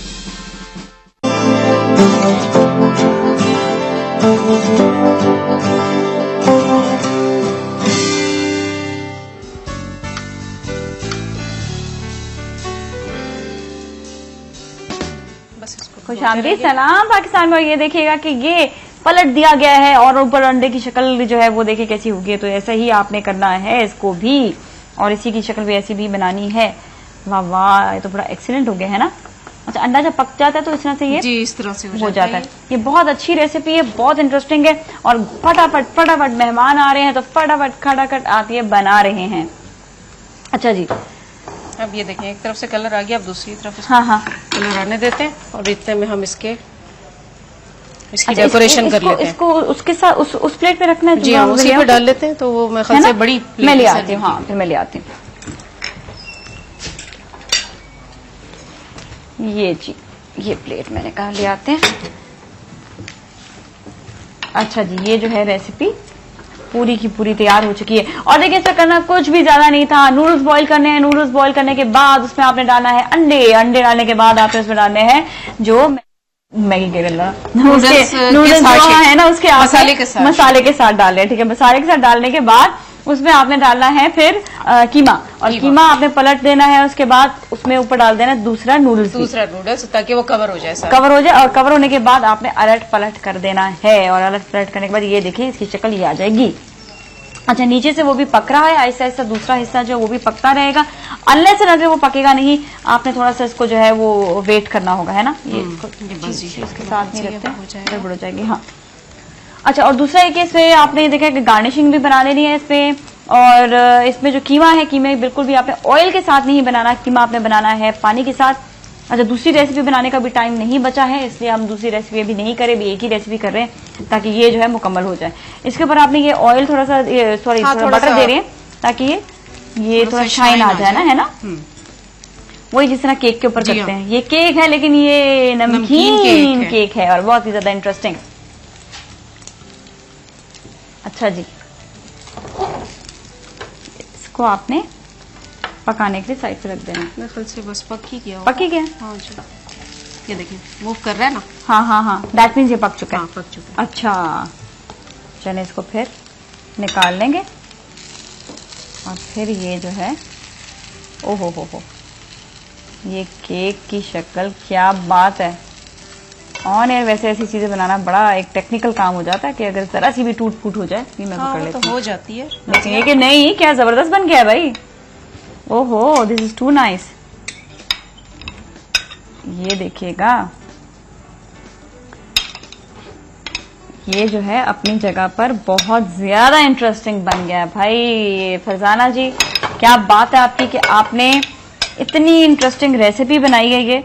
और सबसे अच्छी इनकी बात ये लगी है कि कुछ ये डिफरेंट चीज लेकर आएंगे। देखिए, आम चीज होती है, आम से जरा सा हटकर है, घर पे आराम से चीजें अवेलेबल हैं, कोई परेशानी की बात नहीं है। और कभी कोई दावत हो, कभी कोई शाम में कोई बच्चों की दावत हो, पार्टी हो, उसमें आप ये बना सकते हैं। अच्छा, इससे भी गार्निशिंग भी होगी। थोड़ी थोड़ी सी लगाते हैं। आपको पता है बच्चे केचप के दीवाने होते हैं। हाँ, तो अट्रैक्शन तो होना जरूरी है ना इसकी। जिस चीज में आप केचप डाल दें बच्चे खाते हैं। बच्चे खाते रहते हैं, एंजॉय करते हैं और बहुत ज्यादा खाते हैं फिर वो। जी जी।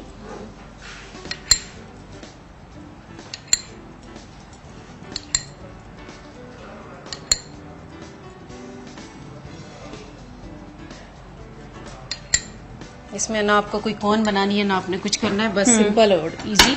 सिंपल एंड इजी हो गया। इसकी हम यहाँ रख देते हैं इसको। सही है, ठीक है।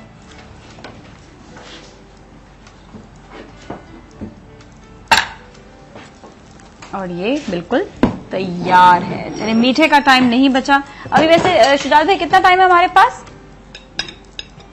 हाँ, तो हम 7 मिनट में बना सकते हैं मीठा या नहीं? बन सकते हैं। चलिए ठीक है, हम ऐसा करते हैं, वो बनाने की कोशिश कर लेते हैं कि अगर वो बन जाए तो और भी अच्छा है। चूल्हा ऑन करते हैं। ठीक है, इसको ऑन मैं कर देती हूँ, आप बाकी के काम कीजिएगा। अच्छा जी, और हो जाएगा ये बहुत इंस्टेंट मीठा है। रेसिपी बता तो देते हैं ना, बता देते हैं, बाकी डेकोरेशन आप घर पे करती रहिए। सही है, ठीक है। अच्छा जी, अभी हमने क्या करना है? अभी हमने नाजिया ये करना है, चूल्हा जलाया। ठीक है, चूल्हा जलाने के बाद जी केचप उसके साथ रख देते हैं हम। ठीक है, नहीं केचप रहने दें। सही है, ठीक है। और ये मैं यहाँ रख लेती हूँ।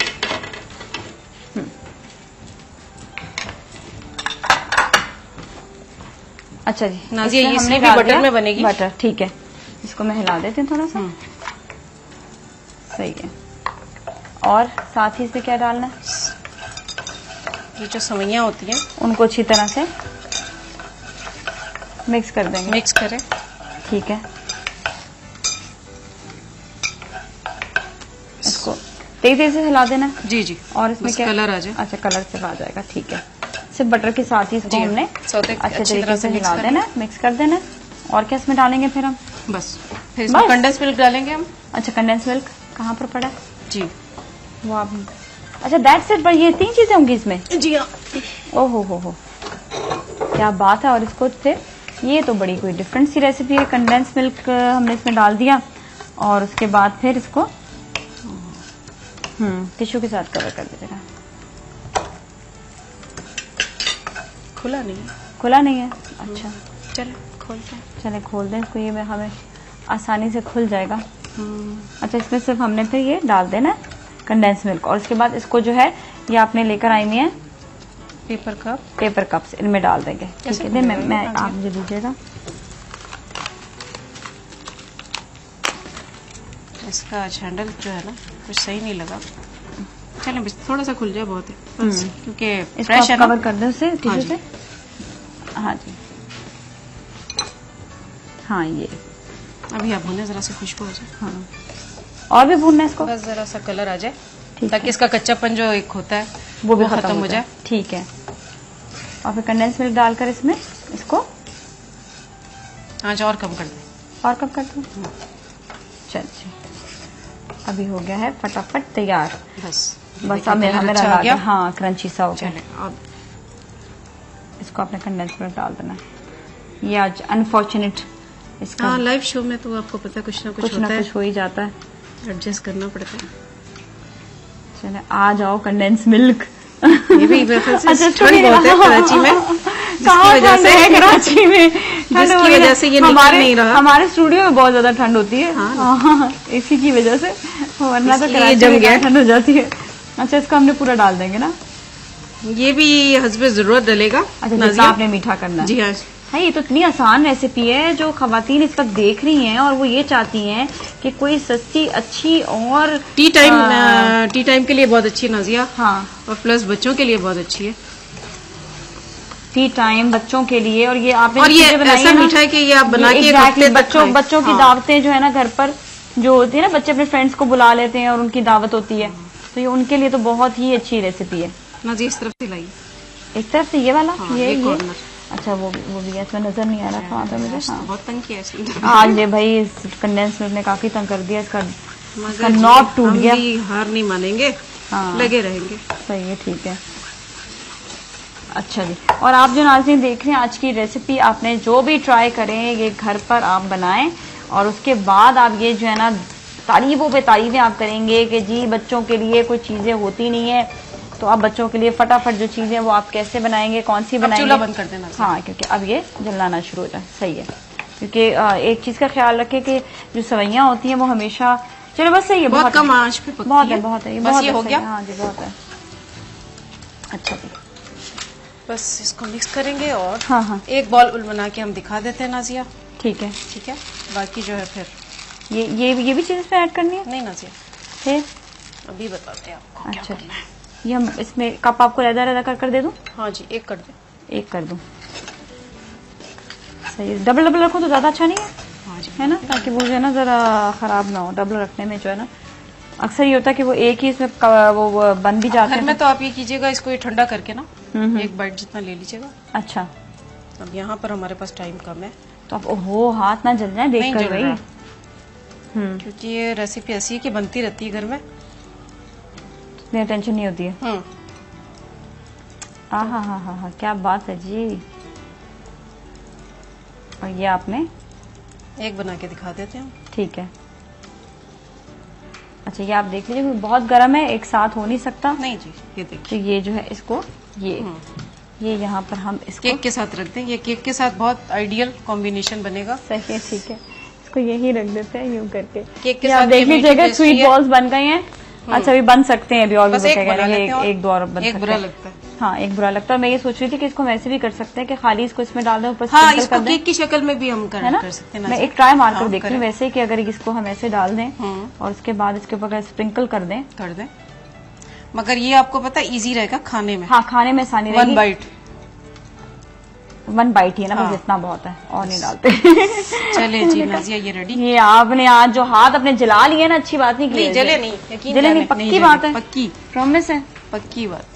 ये देखिए, इसको हम ऊपर ही इसके बीट्स डाल देते हैं। हाँ, यही मैं कर रही थी, इसके ऊपर स्प्रिंकल कर देते हैं। खाना बने थोड़ा बेचारा क्यूट सा बन गया, लेकिन ये क्या हो गया, हाथ भी मीठे मीठे हो गए। ये लीजिएगा, ओहो हो जी, ये रेसिपी जो है ये वैसे खाना बनता है इधर, क्योंकि अगर नहीं खाएंगे तो पता कैसे चलेगा कैसा बना है। चले जी, केक न्यू करें। केक की मैं जो हूँ ना, ये स्लाइस काट, हाँ स्लाइस काटूंगी। स्लाइस में एक छोटा सा पीस काटूंगी, इतना बड़ा थोड़ी खाऊंगी मैं भी। ऑनर नहीं, मतलब ऑनर खा नहीं सकते ना इतना बड़ा। नहीं खा नहीं सकते, दिखा सकते हैं। मैं असल में ये, अच्छा ये कटेगा भी छुरी से ही इसी तरह। मैं एक बाइट बस यहाँ से लेना चाह रही हूँ। यहाँ से ले, कीमे की जगह से। हाँ, वो कीमा आ गया, ये ना, ये लीजिएगा। ओहो हो, अंदर तो बहुत गर्म है। हाँ, काफी गर्म है।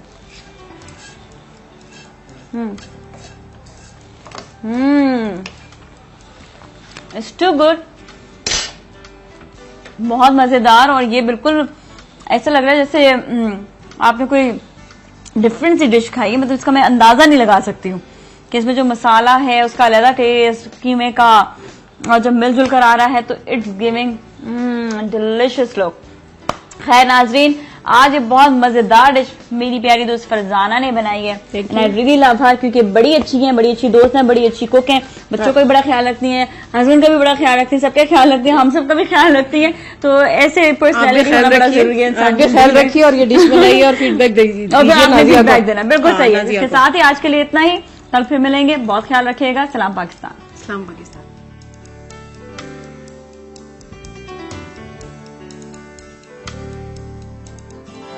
Thank you.